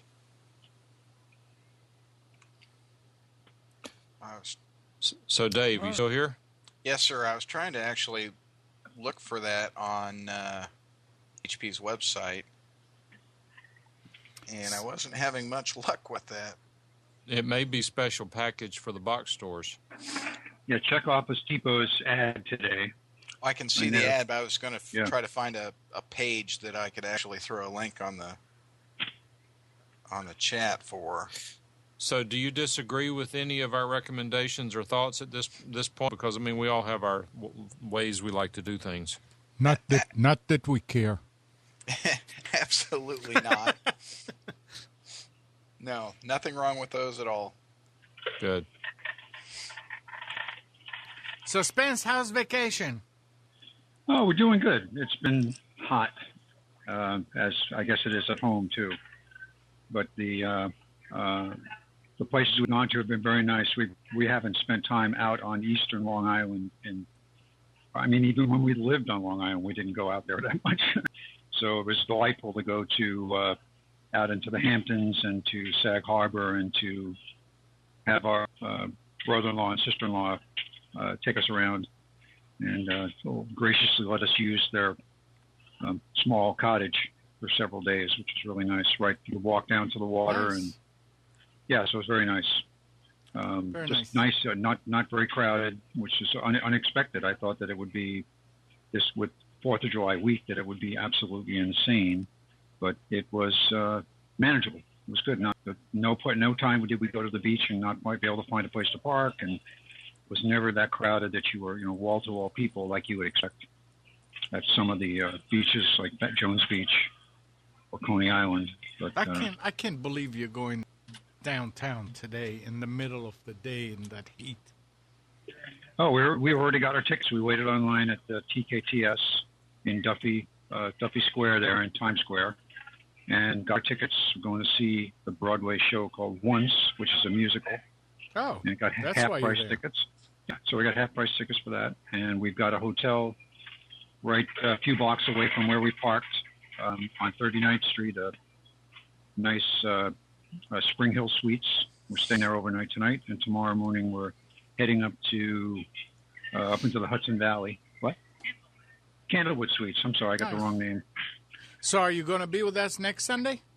Yes, we'll be home. We'll be getting home probably Friday-ish. Oh. Yeah. So we were going to go up to an old hotel up in Deposit, New York, but they literally have no other guests that week while we're there. So we figured, they just said that, we'll open the kitchen if you really want us to. So I said, I think we'll go someplace else. All right. So we're going to go to Pennsylvania Dutch a couple of days. Well, enjoy and stay safe. Yes, we're doing good. We're taking our time. We're on vacation. Are you doing okay? Yeah. Oh, no, good. I stopped shaving 2 weeks ago. Okay.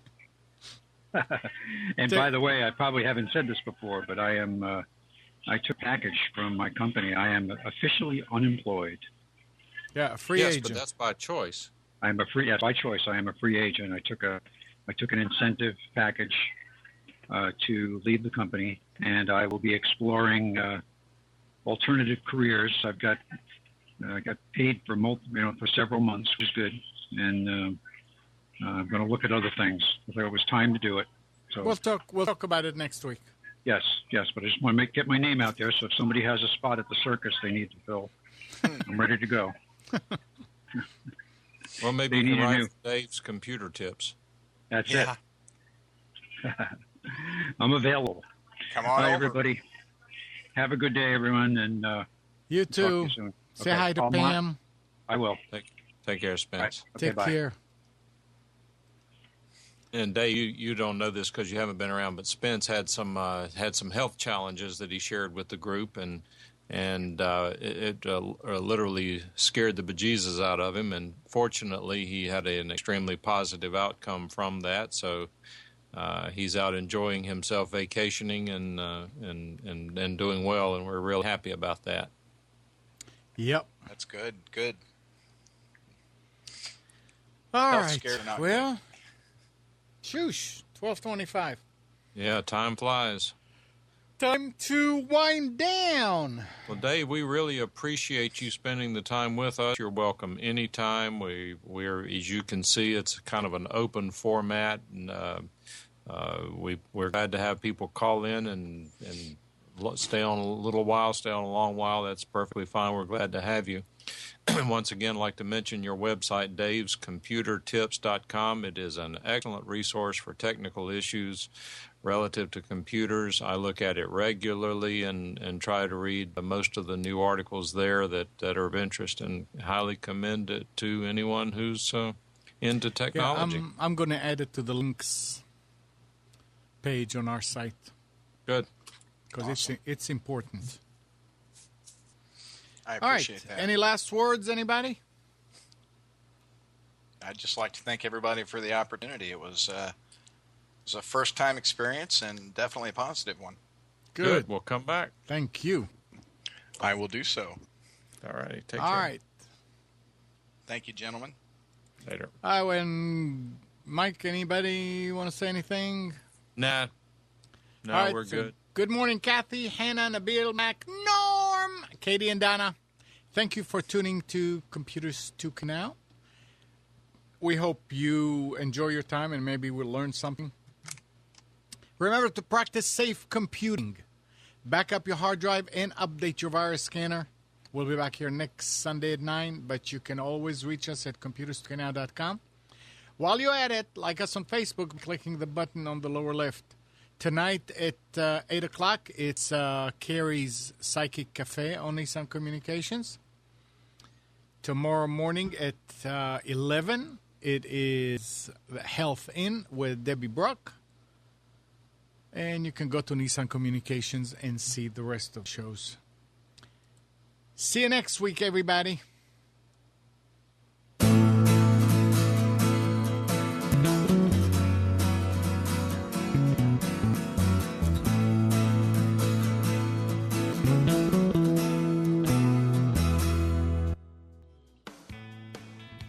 are tuned to the Nissan Communications Network.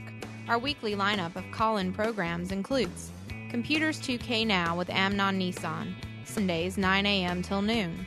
Carrie's Psychic Cafe with Carrie Silkowski, Sundays 8 till 9 p.m.